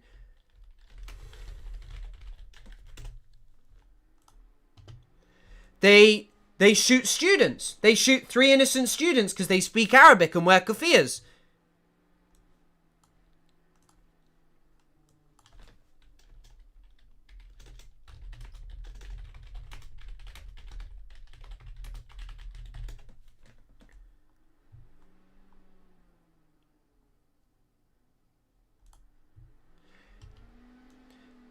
They drive their cars into pro-Palestine protests. So, you know, it's just such a simple world. It's such a simple world. It's such a simple world for this guy to live in, where you can just say things, where you can just make things up, where you can just go, the Free Palestine people, they're always killing. The pro-Israeli people never burn down mosques or attack Muslim institutions. They never burn mosques or tear down Muslim institutions. I mean, we literally have the EDL in the UK, the English Defence League, who do this kind of shit, and they love Israel. The violence, whether it is in Australia, the US, Canada, or Europe, always comes from the Free Palestine side. Hamas shoots. This guy is genuinely deranged. Like, this guy is one of the most deranged people in the world. I mean, someone just typed in Goldstein in chat. You're right, Baruch Goldstein. Like, the Baruch Goldstein, by the way, was the thing that triggered... This is undeniable. This is 100% provable. There had never ever been a suicide attack carried out inside Israel proper until Baruch Goldstein went into the Cave of the Patriarchs and massacred 29 innocent people. And then after that, that's when that happened. And look at this. This is his argument. It's such a simple world. Like, honestly, as I say, Zio slop. The world of Zionist slop must be beautiful. It must be amazing. Free Palestine, activists burn hostage supporters. Gazans. Free Palestine activists burn hostages supporters. Those should be the headlines, but they are not. Follow me for more plain and... Can you imagine how bad the music is behind him? Anyway, that's all I really wanted to talk about for that video. It wasn't ever going to be like a major long one. It's more just a short one going like, hey, this is just weird slop. Right. Look, there's your final flex of the stream. Boom. That's it for the stream. I'm going to go because I need to go eat. Thank you all for coming. I hope you have a lovely rest of the evening. I might be live on... I'll probably be live on Thursday. But I hope you all have a lovely rest of the evening. But yeah, thank you all for the support, for being here. It's greatly appreciated. But yeah, see you later.